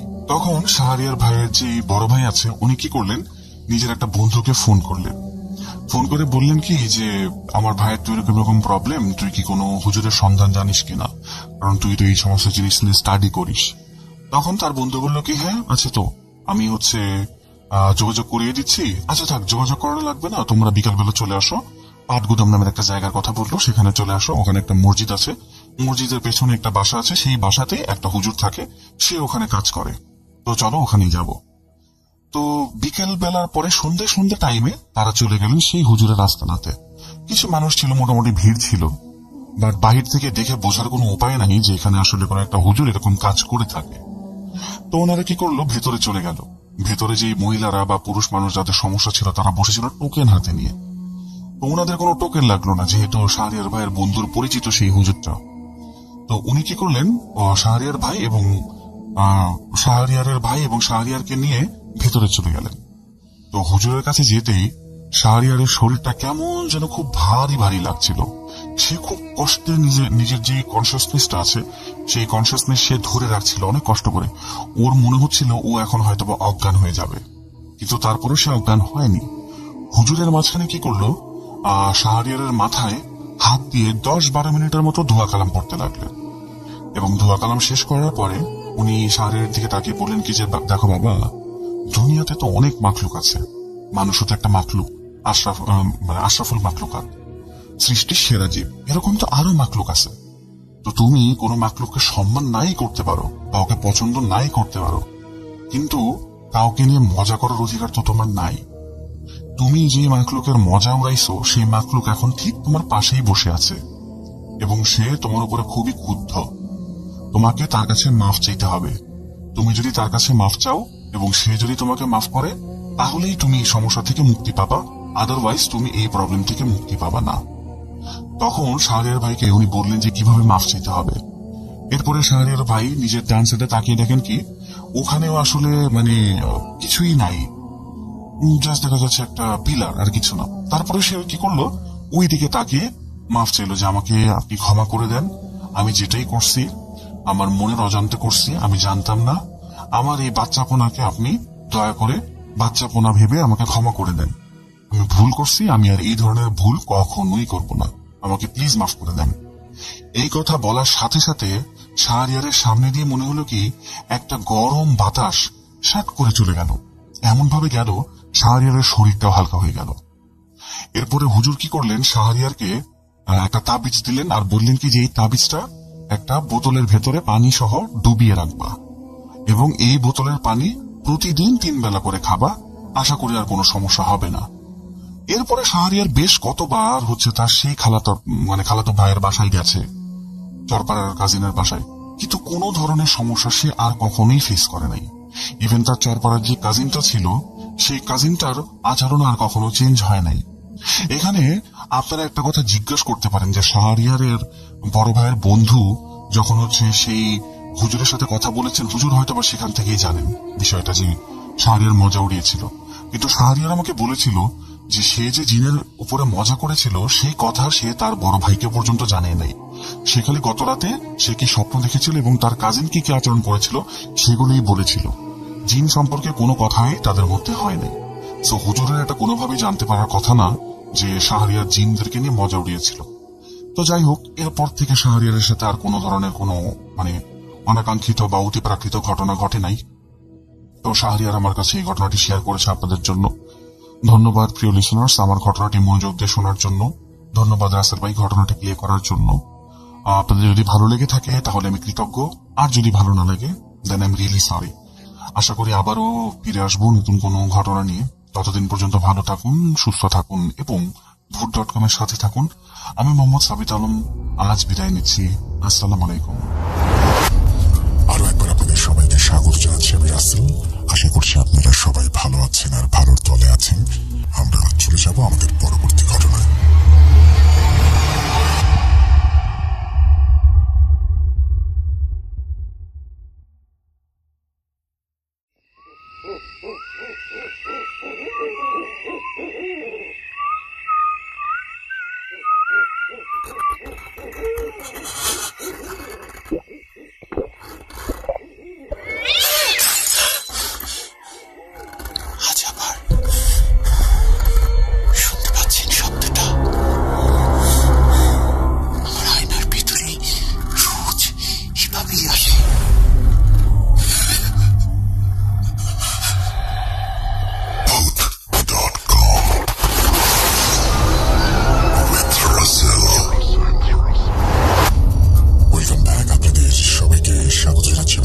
আশা করছি আপনারা সবাই ভালো আছেন এবং ভালোর তলে আছেন। আমিও ভালো আছি আর ভালোর তলে আছি। কোনো কথা না বাড়িয়ে আমরা চলে যাব আমাদের পরবর্তী ঘটনায়। চলুন শুরু করা যাক। আসসালামু আলাইকুম রাসেল ভাই, আশা করি ভালো আছেন। আমার নাম সাকিব, বাড়ি বাংলাদেশের দক্ষিণ অঞ্চলের শেষ প্রান্তে বরগুনা জেলার পাথরঘাটা থানার ছোট একটি গ্রামে। ঠিক করে গুছিয়ে লিখতে পারি না, তাই আগে থেকে 5টা অডিও ক্লিপ পাঠিয়েছিলাম। কোনো কারণে হয়তো সেগুলো সিলেক্ট করেননি। আপনার প্রতি ভালোবাসার জন্য আমার পরবর্তী ঘটনা পাঠালাম। দেখুন, আপনারা যেটা ঘটনা পাঠান সঙ্গে সঙ্গে ভেবে বসবেন না যে আপনাদের অডিও ক্লিপ বা লেখা সিলেক্টেড হয়নি। একটি লেখা অনেকদিন পরে কিন্তু আসতে পারে, তো একটু যদি ধৈর্য ধরেন তাহলে আমাদের জন্য ভালো হয় এবং আমরাও চাই না আপনাকে হারাতে। যাই হোক, তিনি বলছেন, আমি আগেও বলেছি আমার বাড়ি সুন্দরবনের কাছে হওয়ায় মাছ ধরা আর গ্রামের অনেক ঘটনা আমার কাছে আছে। আপনি যদি সিলেক্ট নাও করেন ঘটনা পাঠাতে থাকবো। এই ঘটনাটা আমার গ্রামের এক দাদুর মুখ থেকে শোনা। দাদু তার ছোটবেলা থেকে সাগরে মাছ ধরতেন। বলে রাখা ভালো, উনি 1 মাসের 15 দিন সাগরে থাকতেন আর 15 দিন বাড়িতে। বেশ কিছুদিন আগে যখন তিনি বাড়িতে আসেন তখন তার কাছ থেকে এই ঘটনাটি শোনা। তো আর কথা না বাড়িয়ে ঘটনায় চলে যাই। দাদুর মুখ থেকে যেভাবে শুনেছি তার মতো করেই বলার চেষ্টা করব। দিনের পর দিন, রাতের পর রাত সাগরের বুকে কাটিয়েছি। ভয়ের অনেক কিছু দেখেছি, তবে এখন যে ঘটনাটা বলবো এটাতে ভয় আছে কিনা আমি জানি না, তবে এই ঘটনাটি আমাকে বেশ ভাবিয়েছে। সেবার আমরা 6 জন গিয়েছিলাম মাছ ধরার জন্য। এমনিতে 12 থেকে 14 জন যাওয়া হয়, কিন্তু কেন জানি না সেবার কেউ যেতে চাইল না। পারিবারিক কারণে আর মাছ ধরার নেশায় মাত্র 6 জন গিয়েছিলাম সাগরে। প্রথম 2 দিন সব ঠিক ছিল। তৃতীয় দিন একটা জিনিস খেয়াল করলাম, আমরা বোটে 6 জন না, আমরা 7 জন। কিন্তু আমার তো মনে আছে আমরা 6 জন ছিলাম। 2 দিন একটু কাজ বেশি থাকায় বিষয়টা খেয়াল করিনি। এবার পুরো ঘটনাটা মনে পড়ল। আরে, বোটে আসার পর থেকেই তো রফিক আমাদের সাথে আছে। মনে রাখা ভালো, রফিকের বাড়ি গিয়েছিলাম ওকে আনতে, কিন্তু ও অসুস্থ থাকায় ওকে রেখে আসতে হলো। কিন্তু বোটে আসার পর থেকে ও আমাদের সাথে কিভাবে? ভাবলাম আমাদের পেছন পেছন এসেছে, হয়তো খেয়াল করিনি। তো রাতে খাবার খেয়ে আমি ওকে ডাকলাম, মাছের জাল পাতা নিয়ে সাধারণ কিছু কথা বললাম। ও আমার কথার সাথে শুধু কথা মিলিয়ে গেল, অতিরিক্ত কোনো কথা বলল না। ভাবলাম অসুস্থ থাকার কারণে হয়তো একটু কম কথা বলছে। খাবার শেষ করে যে যার মতো সবাই কাজে লেগে পড়লাম। অদ্ভুত বিষয় হলো, এবার প্রচুর মাছ পড়ছিল আমাদের জালে। এমনিতেই আমরা লোক কম, তাই জাল ওঠাতে একটু সমস্যা হচ্ছিল। সত্যি কথা বলতে এত মাছ আমরা জীবনে একসাথে ধরিনি। দেখতে দেখতে বেশ কিছুদিন কেটে গেল। প্রচুর মাছ ধরতে পারায় এবার আমরা সবাই বেশ খুশি ছিলাম। কাল সকালে বাড়ির দিকে রওনা দেব, তাই তাড়াতাড়ি আমরা খাওয়া দাওয়া শেষ করলাম। সেদিন রাতে মাছগুলো চেক করে মাছের বাক্সগুলো ঠিক করে রাখলাম।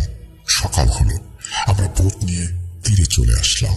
যখন মাছের বাক্সগুলো নামাতে যাব, তখন আমাদের কাছে মনে হলো বাক্সগুলো অনেকটাই হালকা।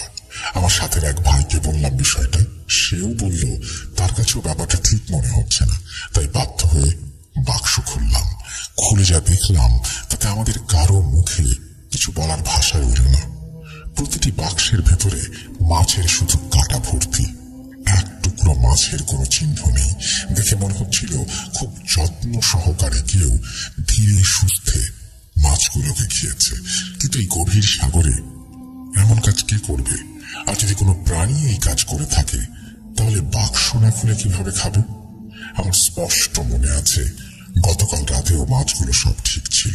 আমি নিজের অজান্তেই রফিককে ডাক দিলাম, কিন্তু কই রফিক? আমরা তো এখানে 6 জন। আমি সবাইকে জিজ্ঞেস করলাম রফিক কই? ওরা বলল, ভাই আপনি রফিককে কোথায় পেলেন?